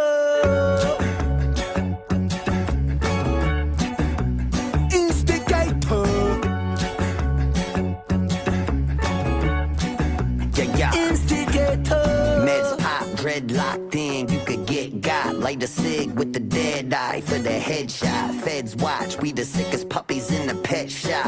And they ain't fucking with the sick boy in the web drop. Hell nah, we done whack jobs with the mice fours. Strike first, the attack dogs. We ignite wars, run things from a dark cell. Let the psych ward choke them to death with the mic cord. See, I went to battle in Athens. I spilled the blood of Olympus. Stepped through the ashes of castles and torn asunder. My critics, they'll read me on a hieroglyphics with King Tut as my witness. Then turned and murdered them for witnessing like government business. Don't give a fuck about riches, the power, money, your bitches. There ain't a thing I got in common with the one of you bitches. I just want blood on the fucking blade that I stuck in you bitches. And get a workout shovel in the grave I dug for you bitches. Well, sell $1 for a dime. Watch the world collapse. I'm driving across that county line. Once I do, I won't look back.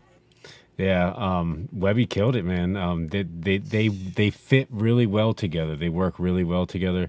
No wonder they put out an entire album together. So we definitely got to check some more out. Yeah, I'm still not sure what I'm listening to. Like he was spitting bars. He was getting like a little climactic, and then they hit you with this just smooth, jazzy bass line again. Mm-hmm. Like such a cool song. Yeah, Red had some good bars in there too. Webby went off there. That was cool. I'm digging like the video too. It's really cool. It's like kind of nonchalantly cool. Yeah, there's some like some hidden gems. I don't even know if you call them gems. Like he says certain lyrics and like, little Easter eggs. Yeah, like when they cut to the girl, she's pregnant, smoking, and he's like, the world's falling apart. Damn, this is deep stuff. But yeah, just kind of perfect fit for the night. All right, guys, let's get it. Watch the world collapse. I'm driving across that county line. Once I do, I won't look back. Daylight knocking at my door. Staring to the sun in times of peace, I'll go to war. Instigator, sweet defeat, the sweetest wine. Pick your poison from the vine. Win or losing, I don't mind. I just came to see all of it falling apart, and I watch as it burns. Instigator.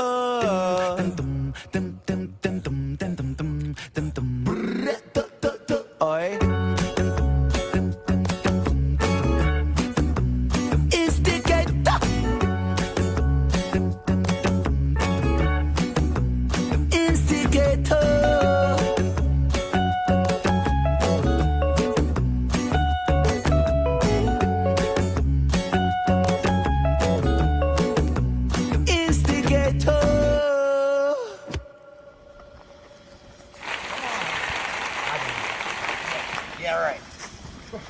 You just swung. If I would have... Yeah, you would have what? You would have what, huh? I could see in his eyes he was scared. Yeah, terrified. Oh, I still got this. All guards report in now. This is not a fucking drill! So everybody gather round. It's the greatest show in town.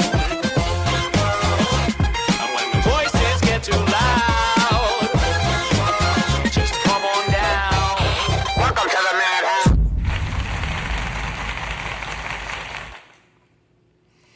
very cool.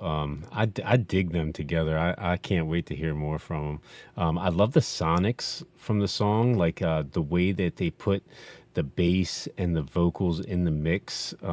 It was just very enjoyable. It kind of like felt like they were in the room with you. You know what I mean? It was really cool. Yeah, I loved the way it was shot. Like the end was just so fun too. He went down in like one hit, which is like just kind of funny. We saw him busking and stuff. He's pretty in shape, but like it was awesome the way he like gets up after going down on the first punch, and his buddy's got all the Webby's taking out all the other guys. It just again adds to the layers of the art piece. Like you're laughing at the end, and there's some deep stuff in there at the beginning and the middles, and it's just we've said this multiple times tonight. It's like a whole art piece. It's not just a good song, good video. Yeah, those guys are vibing. I can see why they were like, we could stop at one or two tracks, but why not? Why not go for a whole album? Yeah, I feel like Ren and Chris Webby are both very good artists. I love everything that I've heard from both of them. All right, guys, I'm gonna skip this little one, and then we're gonna get into the intermission. A comedy when we get back, guys.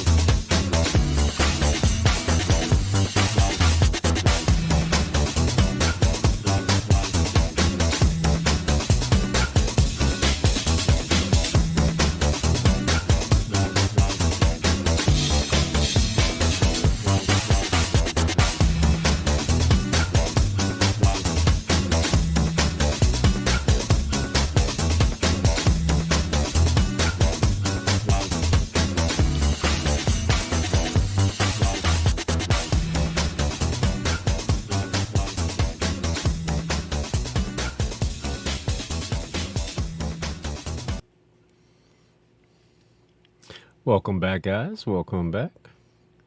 So we have 1, 2, 3, 4, 5 comedy selections for you. First up, Theo Vaughn. Theo's Tinder date. Let's hop on over and jump right in, guys. I'm excited. I'm ready to laugh, man. So my buddy showed me Tinder, right? It's about 2:30 in the morning, okay? And next thing you know, I'm matched up with some young lady, and I'm headed over to her house, right? And I stopped and got some wine on the way there, you know, because I'm like a pervert, but I'm like a gentleman at it, you know? I'm like a pervertleman, you know?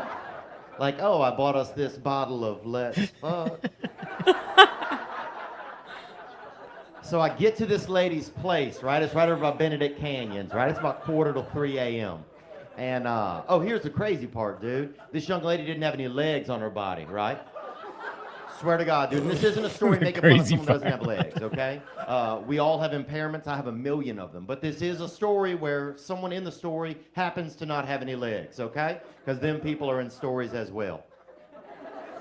But here's the crazy part, okay? From looking at the pictures on your phone, you don't know that she don't have any legs, right? The pictures are just up chest, right?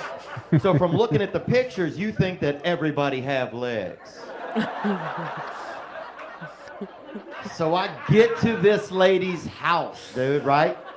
Right when I swear to God, dude, right when I get there, I get a text on my phone that says, I'm gonna leave the front door unlocked. I'll be in my room. Second door down the hallway, door will be open, light will be on. Now that's a text you get if you're gonna get murdered, okay? That's a murderer's welcome, you know? But when you're all coked up, you just think like, oh, this girl's playing hard to get in her own house, right? So I go in this lady's house, dude, okay? Because the cocaine's like, get in there, fuck, son, right? And the last logical part of my brain is like, dude, you might get stabbed, okay? But the cocaine's like, you might get stabbed and still fuck, son, you a G. You a G. So I go in this lady's living room, dude, right? And it's nice in there. It's not real nice. Because one of my big fears is getting murdered somewhere. And when you get murdered, your mom sees those pictures when you get murdered, you know? So, like, I don't want to get murdered and I'm laying next to a bunch of ratchet shit, like a dirty baby crib and half a sleeve of crackers, you know what I'm saying? Like, so if you get shot, fucking fall by something nice, you know, like a plant or an ottoman, you know? Something where when your mom see the picture, just going to leave a little bit of rest in her heart, right? So it's nice in there, but not real nice, right? Like candles, but no art. So I go through this lady's home, dude, right?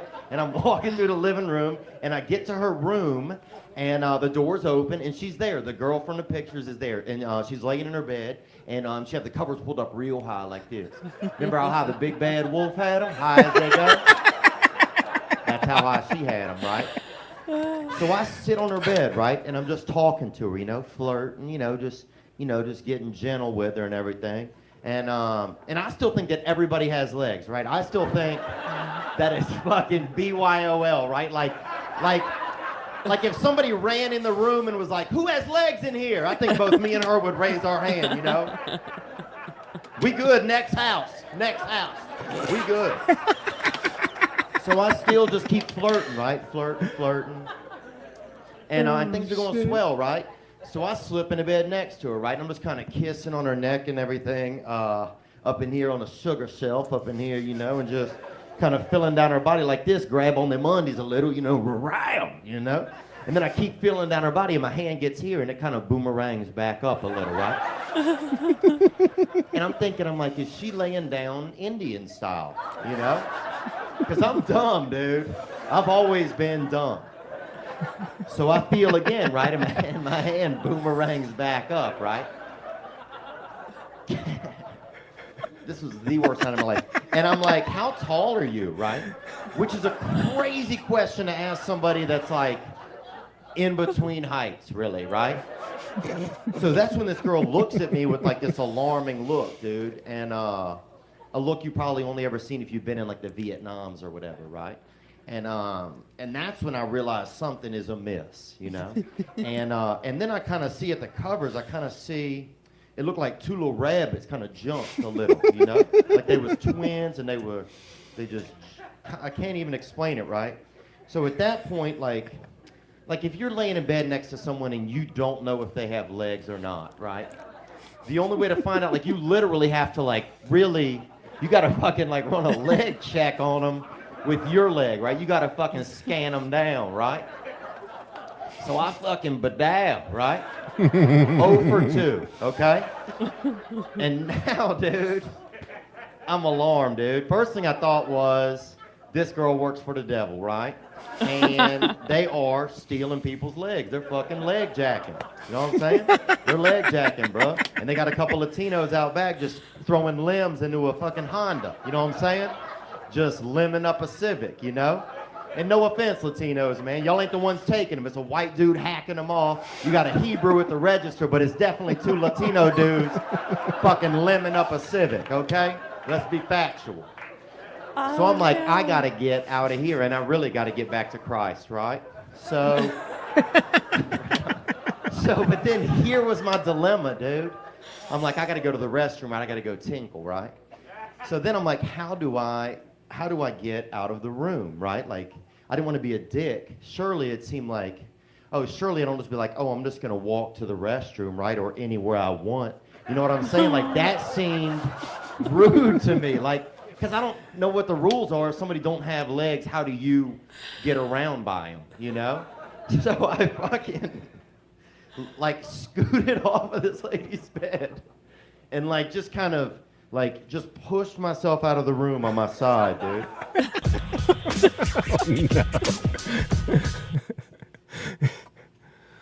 Oh, so wrong, so wrong. Oh. Let's hope that didn't really happen. He just made it up. We do have legs. I have legs. But like everybody We swear. needs love. We swear. No need for a leg check. All right, guys. Getting into the next one. Norm Macdonald has fun with Leno. Let's hop right in, guys. Ooh. Now let's hop right in. My first guest, one of the best reasons to stay home on Saturday night. He's the anchor of Weekend Update on Saturday nights on NBC Saturday Night Live. Very funny comedian, old friend, Mr. Norm Macdonald.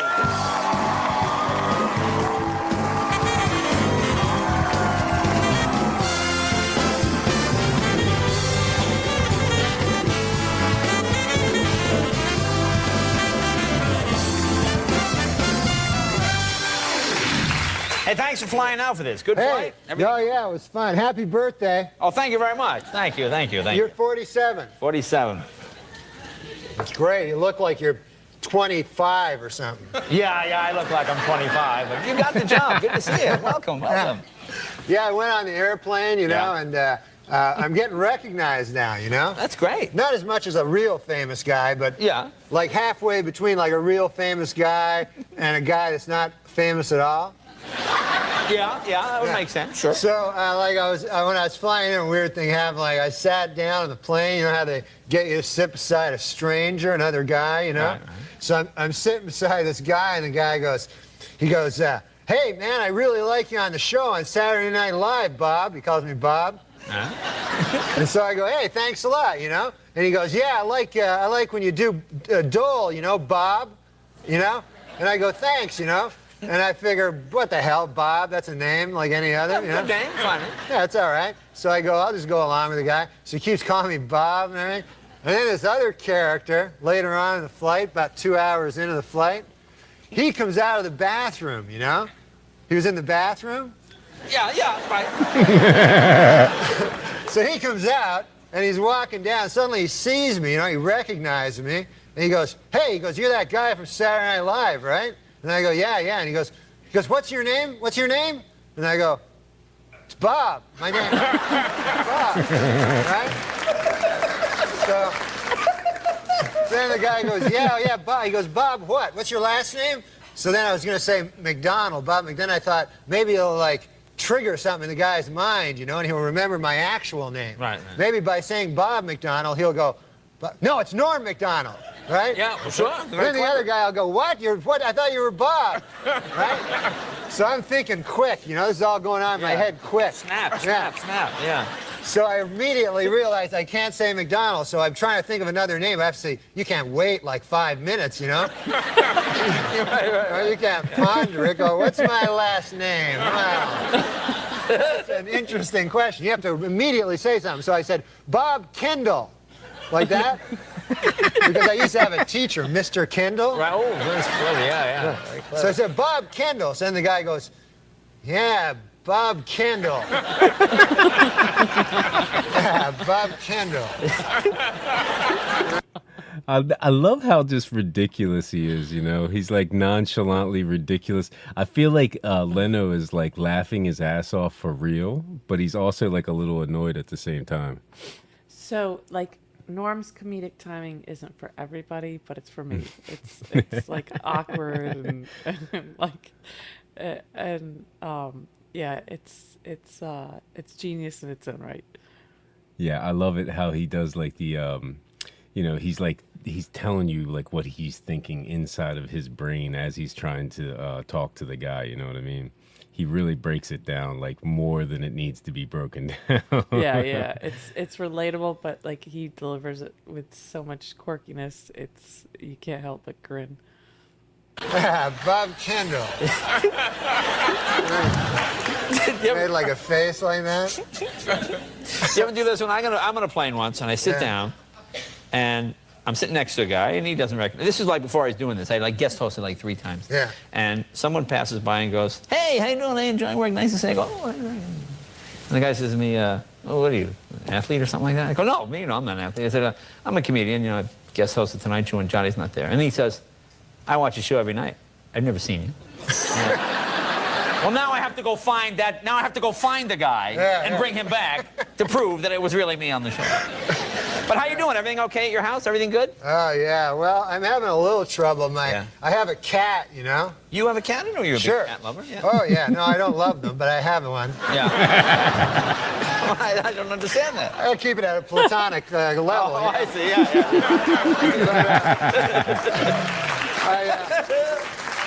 But I have a cat, my friend Steve Corrin, you know, who's a great man. Yeah. He's a good guy. He was living in New York City when I was living there, and he was my buddy. And then he left. He went to L.A., you know, Los Angeles. How would you not know that? Yeah. And he's working on the Seinfeld show now. So he goes, "Hey, Norm, I'll give you my cat free." You know, so I'm always looking for a good deal, you know? Yeah, free. A free cat. So I get this cat. So then, like a couple weeks later, he has a heart attack. The cat? Yeah. Have you ever heard of such a thing? No, but... I know. Who would know a cat could even have a heart attack?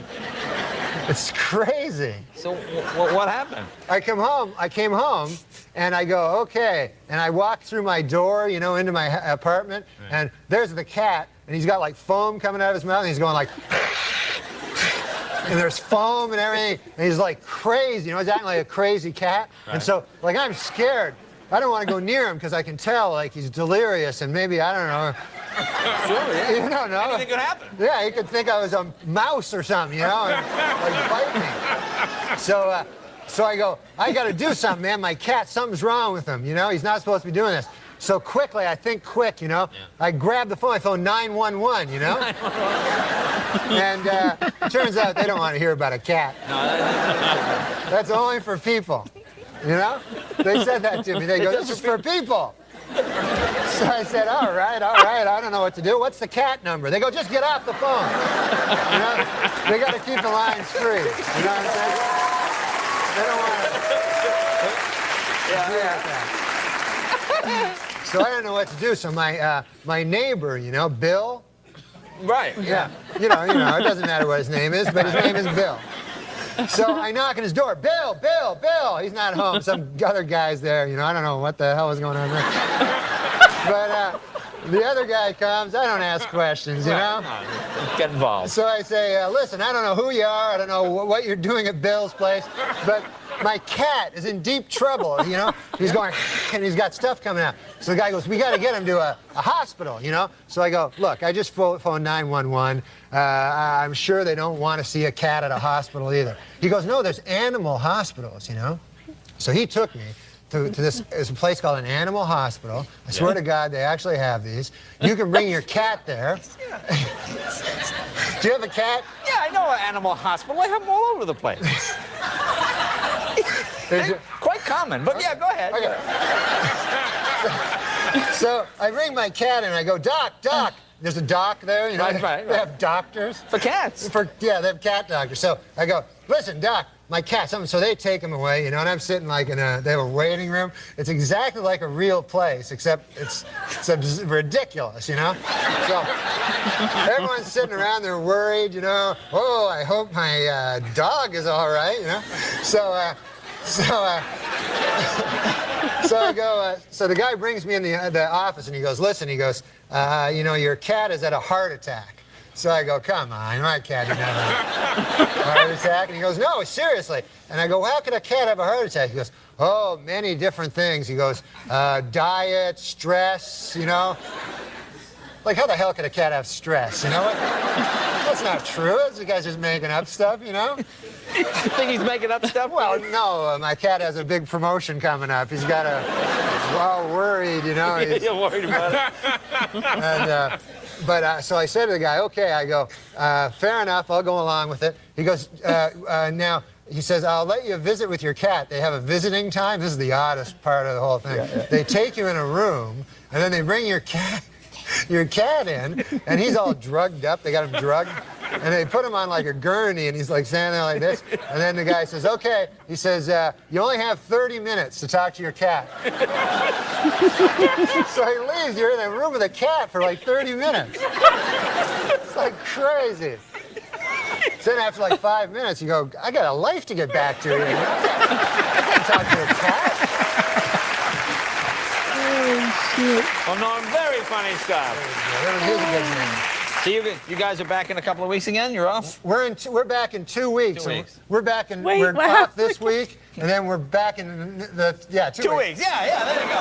Norm Macdonald, thank you, Norm. We're right back with John Vincent and his pigs. Wait till you see these pigs. Oh, boy.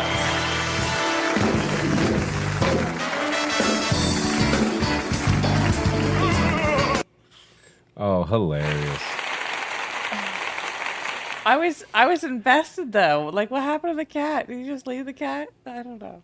I don't think. I don't think that was the part that was supposed to be funny.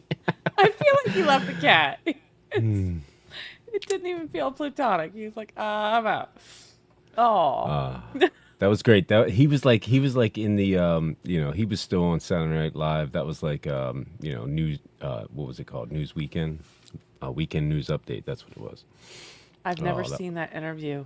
It just like really highlights his talent though, because Saturday Night Live has like amazing comedians, but like a lot of writers that and you know, they're all these amazing comedians are bouncing ideas off of each other. That was just like very, you know, on the spot. Oh yeah, John. I feel like Norm's cat's gonna need all 9 lives. Yeah, he played Bob Dole. That's why he was calling him Bob at the beginning. That was funny. All right, guys, we're going to move on to this next one. I'm crying now. All right, Dave Chappelle, drug problems. Let's hop right in, guys. There's too much shit out there to stress you out. This whole world is drug-infested, hate-infested, drug-infested world. Hate drugs. I heard the worst drug story. You know, my friend told me, you know what he's dealing with? His landlord is hooked on crack. That's terrible. That's pressure. Your landlord's hooked on crack, that means you've got to have the rent. You come around all the I got the rent. It's not even due yet, it's the 10th. Come on, I need it! Let me just get $20 of it now and then just give me the rest of the month. Every couple hours, hey look, I'm gonna need some more of the rent. This building's falling apart, things came up. Comes home early from a party. Landlord's in the crib going through his shit. What are you doing in my house? Ah! Where's the sink? I came to fix it. It's in the kitchen. I thought it was in the drawer.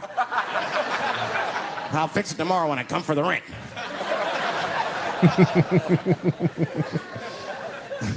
You know what I hate about drugs? I hate when like people my age and older get hooked on crack. I hate that shit. You're too old to be experimenting with the drugs at a certain point. You should be past that. You ain't doing it by a certain point, you just miss it. Drugs are really for old people anyway. Yeah, Charles asked us if we ever seen Chappelle's Black White Supremacist. Yes, for sure. I loved Chappelle's show. I saw a bunch of them. A lot of his like earlier stand-up, he kind of like reimagined in his show. Like for instance, just the little character, the landlord that he was playing is kind of like a similar. He does a similar. He does crackhead so good. No, exactly though. Like it's a very similar character, you know. He kind of just reimagined him. He's great at that, you know. He's so good. His show's hilarious. What is it? Blouses, skins and blouses. Oh yeah, That's one of my yeah. favorite skits. The Prince yeah, pancakes he does Prince episode. so Yeah. well. But again, like not everybody can do stand up like him. Like it's just raw and on the spot and so impressive. Yeah. All right, let's jump back in, guys. You ain't doing it by a certain point, you just miss it. Drugs are really for old people anyway. You 75, you've earned the right. Shit, if I was 75, I'd do coke, heroin, everything. I wouldn't give a fuck. I'd be walking down the street, they'd be like, boy, that old man is tripping.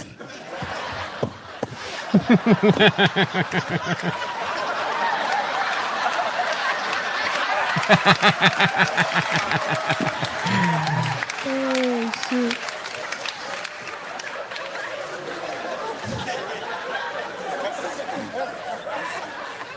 Can't do everything. Maybe weed. If you're gonna do something, do a little weed. Smoke some. Weed's not as bad as everything else. Weed is a background substance. You know what I mean? You can smoke some herb and still function. And you ain't crisp, but you'll function. Nothing higher than weed, though. I made that mistake one time. I was at a party, some guy gave me some shit. He's like, here, man, take this. It's fucking mushrooms. I took it, I forgot all about it, you know. Then a couple days later, I found that shit in my pocket. I'm thinking, why not? Because I'm thinking it's like weed, some background shit. I planned my whole day out like it was weed. I'll chew this shit up, then I'll go to the barber shop, get my hair cut, and then I'll see a movie.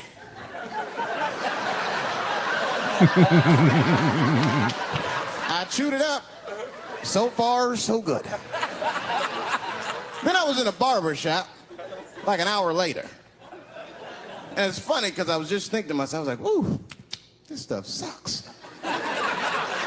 Tastes like athlete's foot. I feel sick, but I'm not really high. Then I looked in the mirror. I saw the barber's reflection, man. It looked like a big penis was cutting my hair. I freaked out.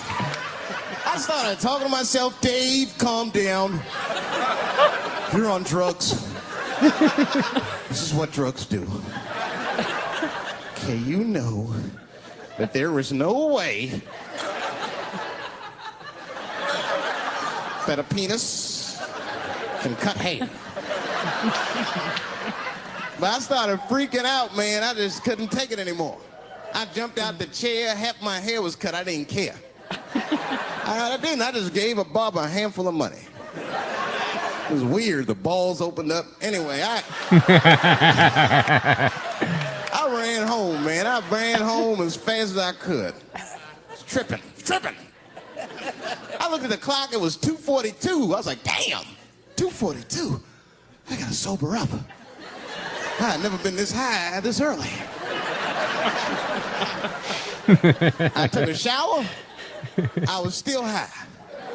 Said maybe music will do the trick. I listened to every CD I had. I was still high. Exercise. That's what I'll do.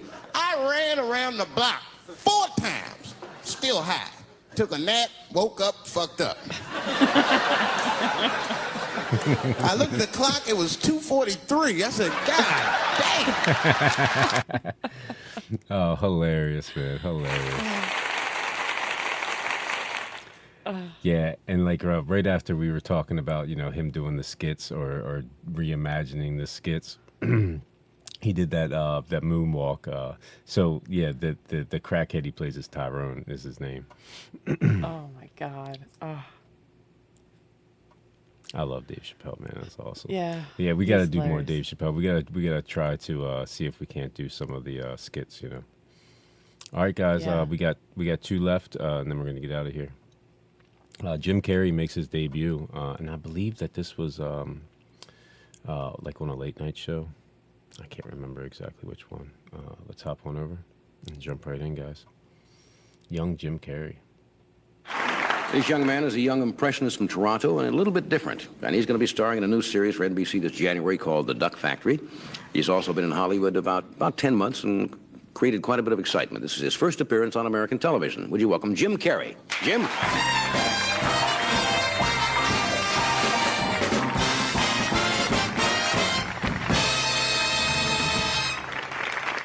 Hello? My name is Jim Carrey. I'd like to do some impressions for you tonight, if you'll just give me a minute.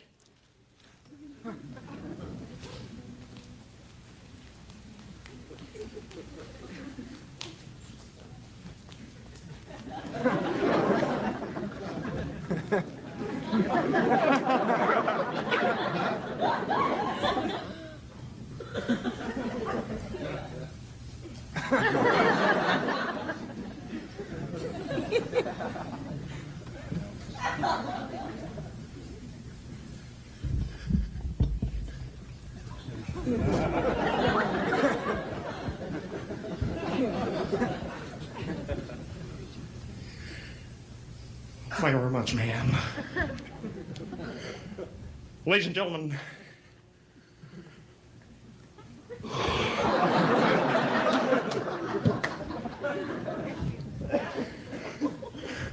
I think I was about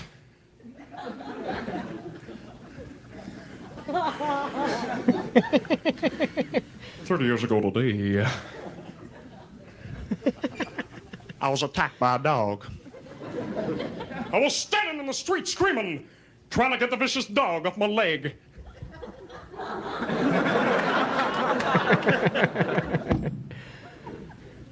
I just never knew it would ever lead to this.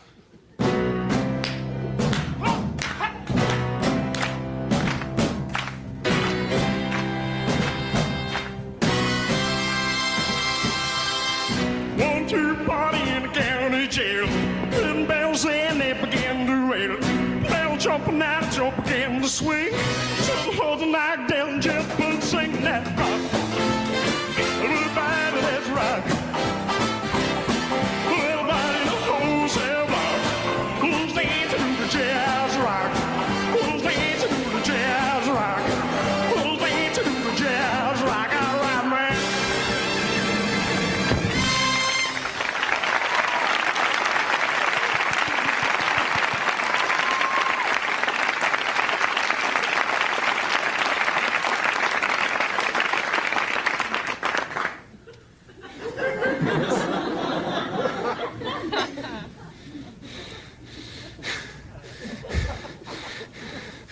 I was him.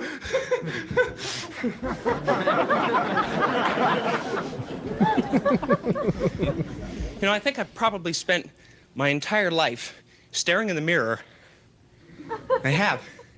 But I haven't been staring at me. I've been staring at Leonid Brezhnev.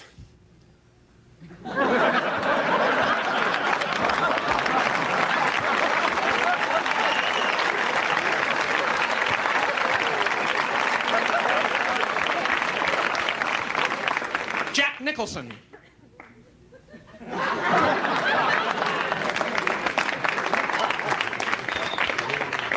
Bruce Dern.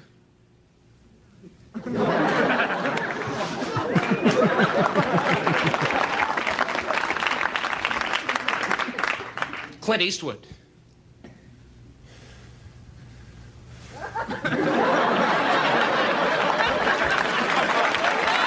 Pretty good.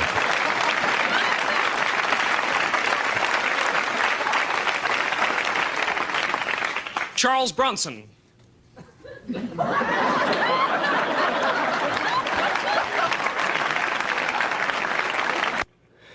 He's really on another level of impressions, you know. It's not he doesn't even have to say a word. He's just doing their face, you know. He's like he has like more muscles in his face than the normal person, you know. Not more muscles, but more control. Like some people have really good gross motor. You know, they run fast. Some people have really good fine motor and coordination. And they can hit a ball with a bat. But like he has really good physical comedy. But yeah, crazy control over his face to do these kind of visual impersonations.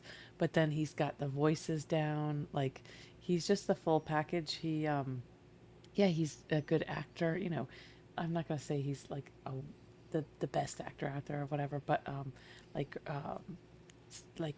what was the one where everybody's watching him? Like he is a really, Truman really Show. good actor. It's amazing what he could do. Truman Show, yeah. Like he is so multi-talented, even though he's, you know, just a comedian.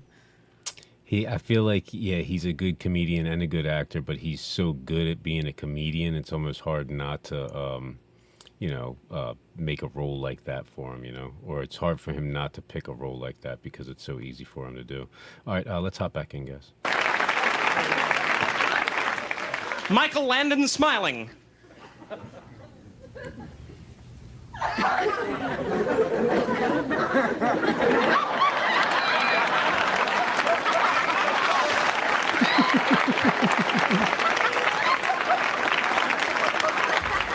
James Dean.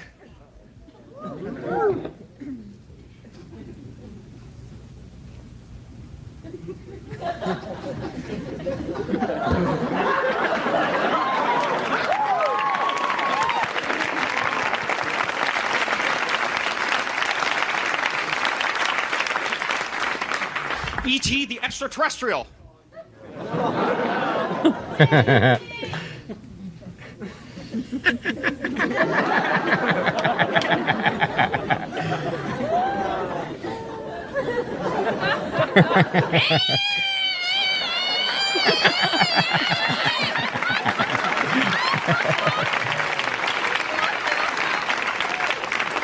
Charles Nelson Riley, the Extraterrestrial.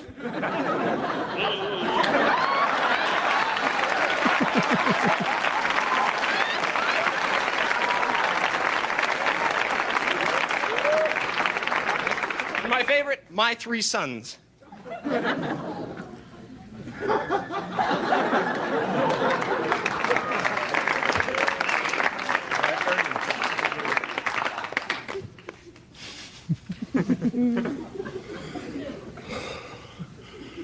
Charlie.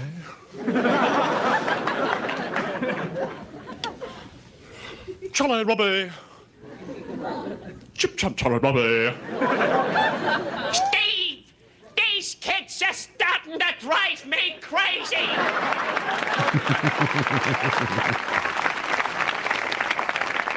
Ernie, take Tramp outside! Oh, okay, Uncle Charlie.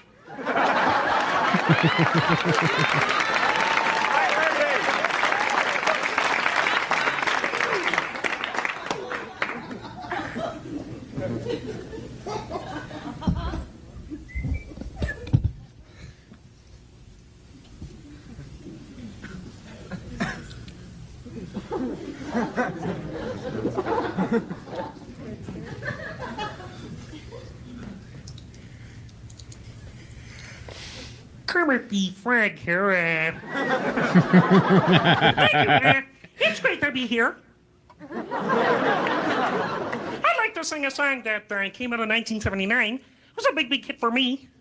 And here to sing it with me, Let's hear it for that hug, that sensuous sound, Miss Piggy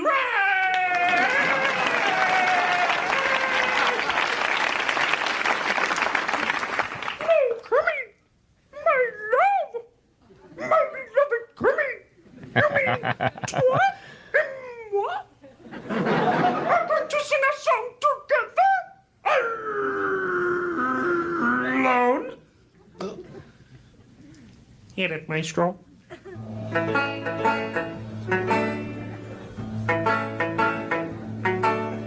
Have you been half asleep and have you heard voices?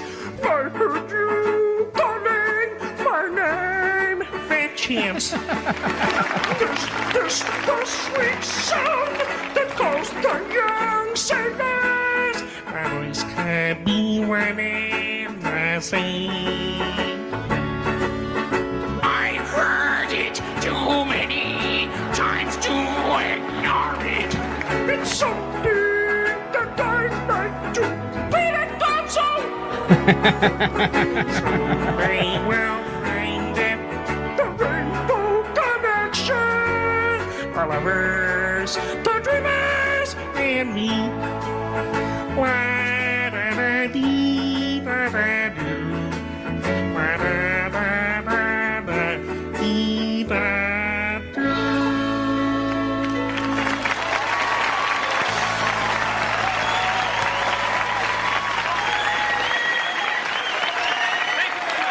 Jim Carrey.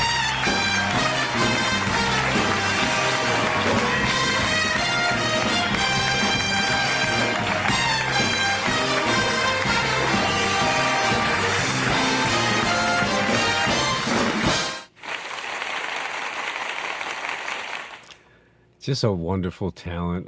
What a hilarious person, you know. That skit at the end with Kermit and Yeah. putting Gonzo in the middle of it, and then Miss Piggy getting mad at Gonzo for jumping in. That was hilarious. His face every time he did Kermit the Frog was absolutely hilarious. All the impersonations were good, but to go back and forth with those three was just so clever, so good, so like just like it's one thing to be a comedian, an artist, but to like put it together, not just think it up, is just so impressive and on the spot like that. And like physical comedy delivered in the way Jim Carrey does it. You know, nobody was doing it. So like to go on a high profile show like that, like I know the man was nervous, but he nailed it. Absolutely.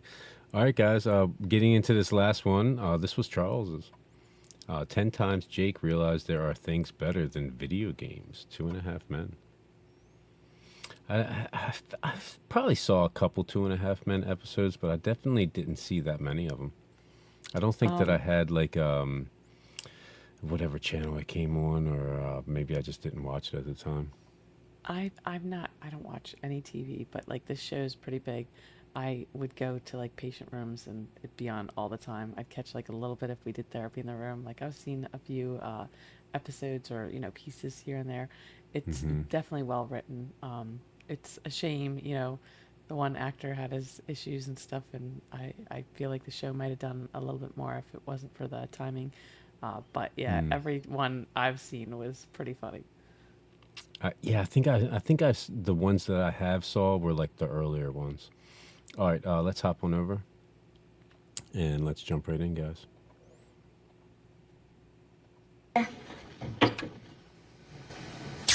Whoa. Whoa. Hi. Hey, Jake, it's time to get dressed. Wait a minute. Can you get me a bowl from that top shelf? Let's go.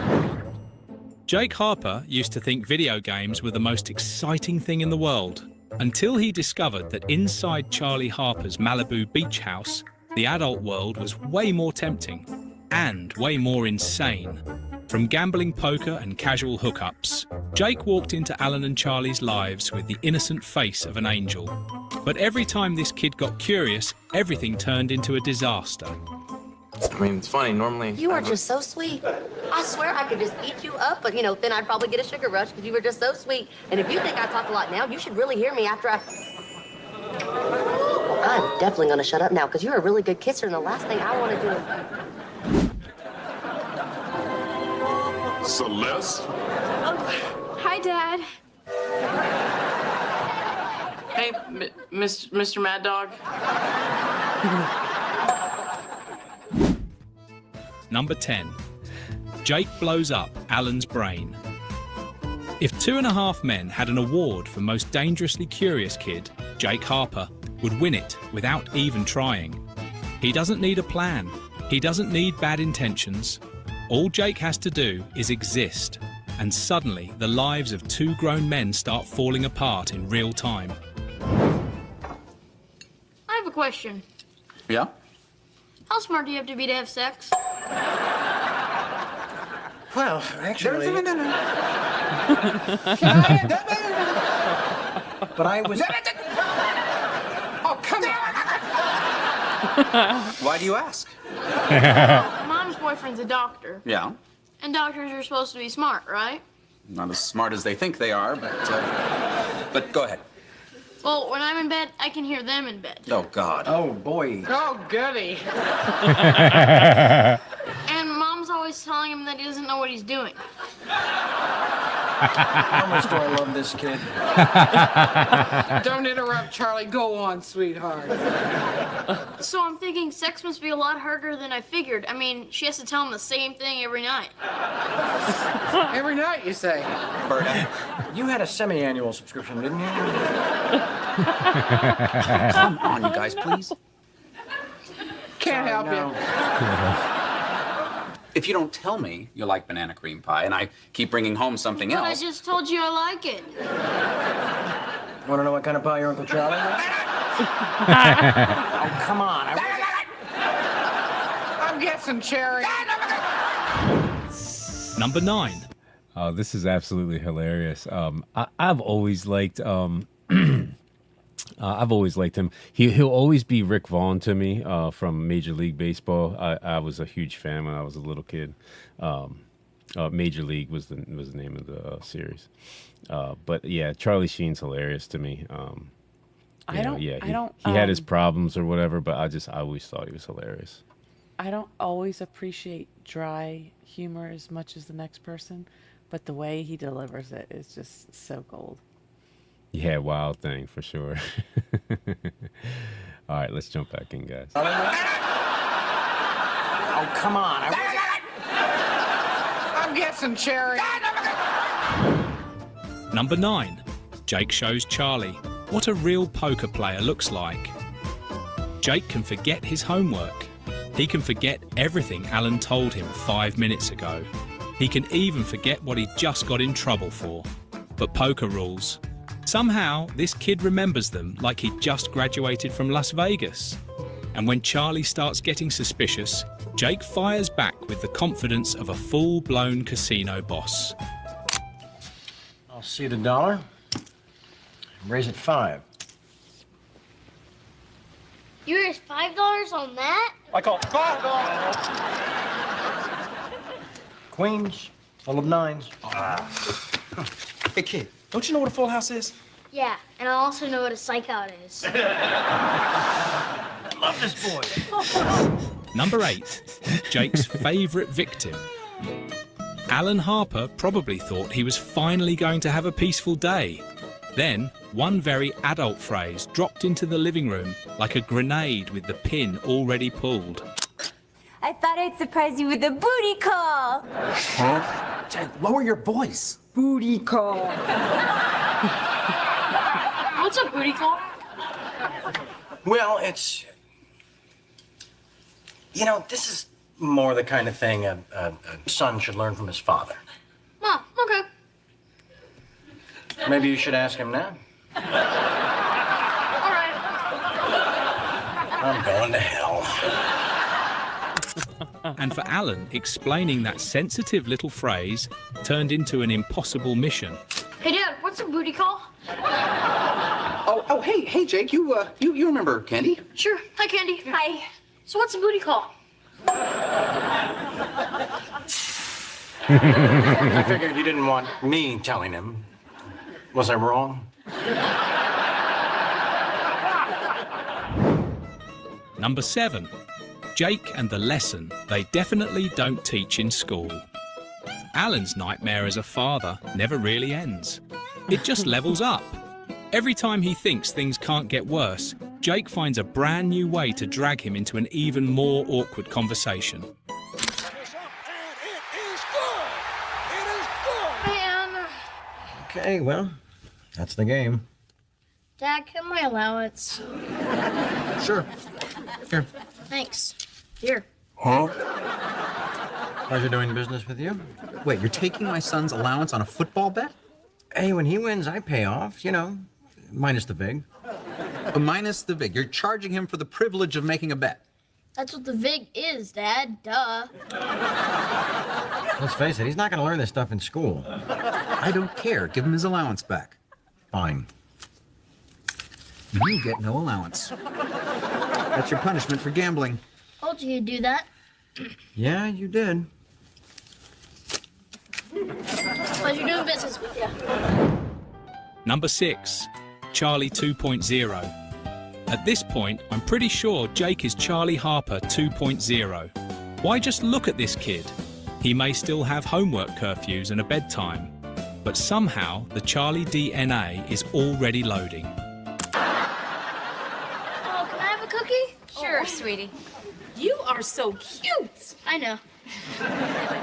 You have a girlfriend yet? No, I'm a bachelor like my Uncle Charlie. So you're never gonna get married? No, as long as I got someone to clean my house and some action on a regular basis, I don't need a wife. Excuse me? I don't want to give anybody half my stuff.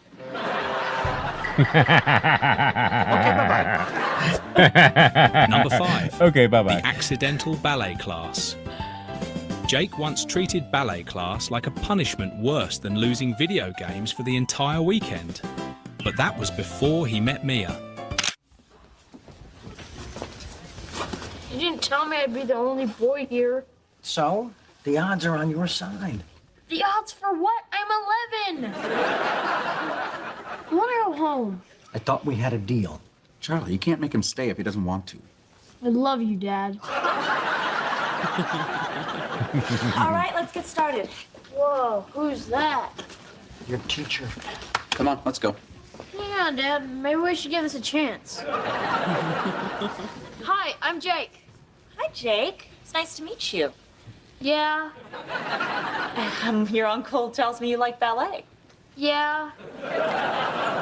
Okay. How about you line up with the girls and we'll get started? Yeah. How about that? He's got a crush. It's like watching a dog chase a car. He'll never catch it, and even if he did, he couldn't drive it. And suddenly, Jake's attitude changed so fast, even Alan couldn't keep up. I'd like you to meet our new student, Jake. Hi, Jake. Yeah. Hi. Okay, let's start in first position. Jake, do you know first position? Is that like missionary position?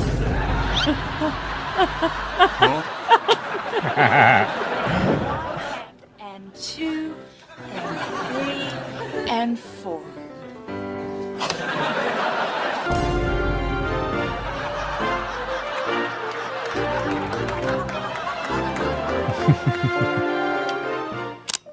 Number 4. The greatest little mood killer. Charlie was having the perfect night. Candles, romance. The whole Malibu Playboy routine was going exactly according to plan. And then Jake showed up.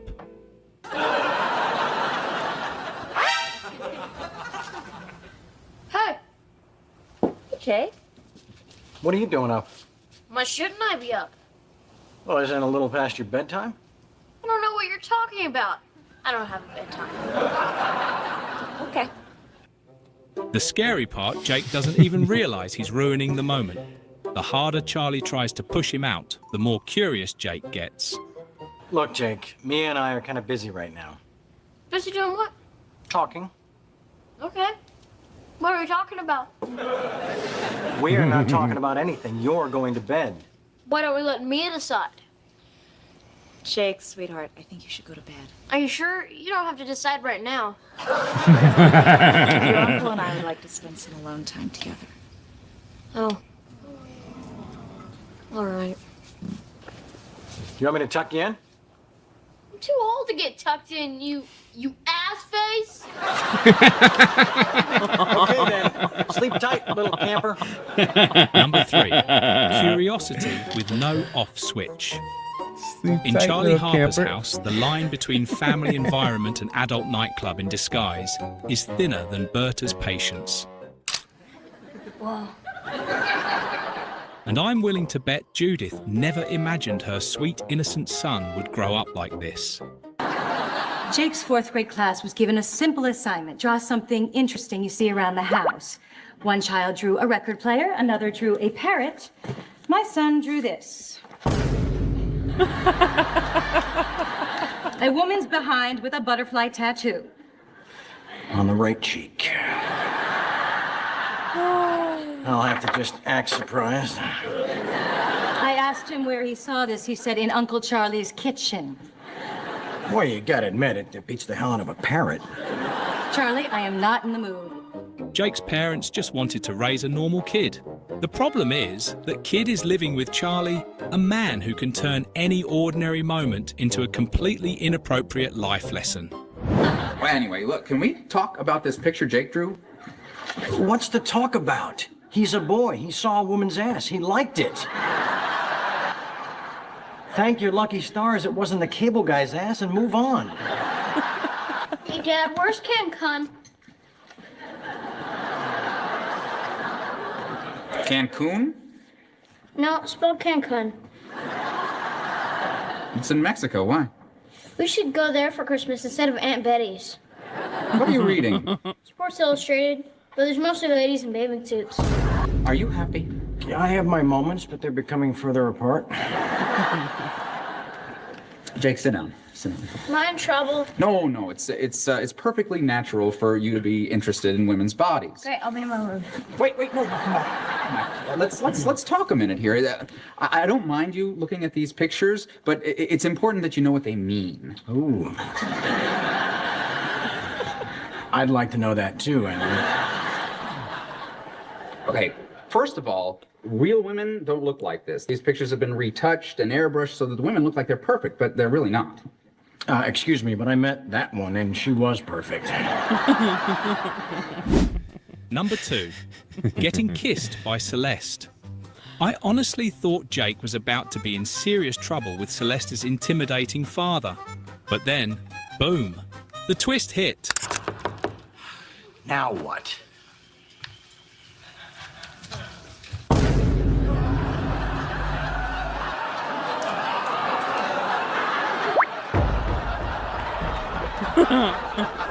I'll be with you in a minute. Jake, go to your room. No matter what you hear, do not come out. What? Just go.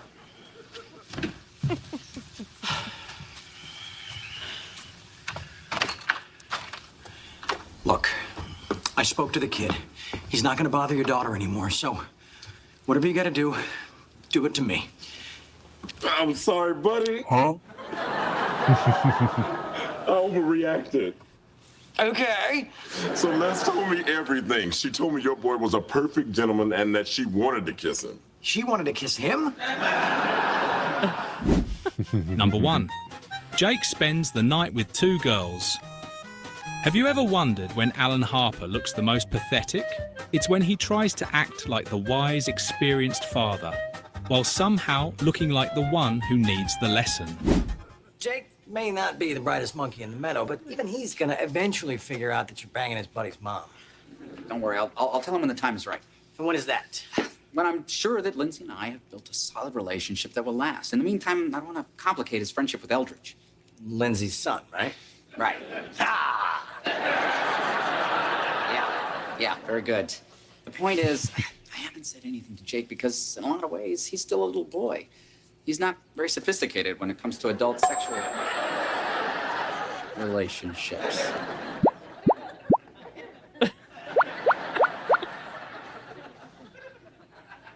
Yours? Alan. She's like 16. And again, I ask, hoping I won't be called to testify. No, she's coming from Jake's room. Why would a girl be leaving Jake's room at 7 in the morning? Why do you think? Come on, he's 16. Not everybody waits till they're a junior in college, Alan. Sophomore, and I still wasn't emotionally ready. Well, obviously your kid's a little more advanced. No, this is unacceptable. He and I are going to have a little talk.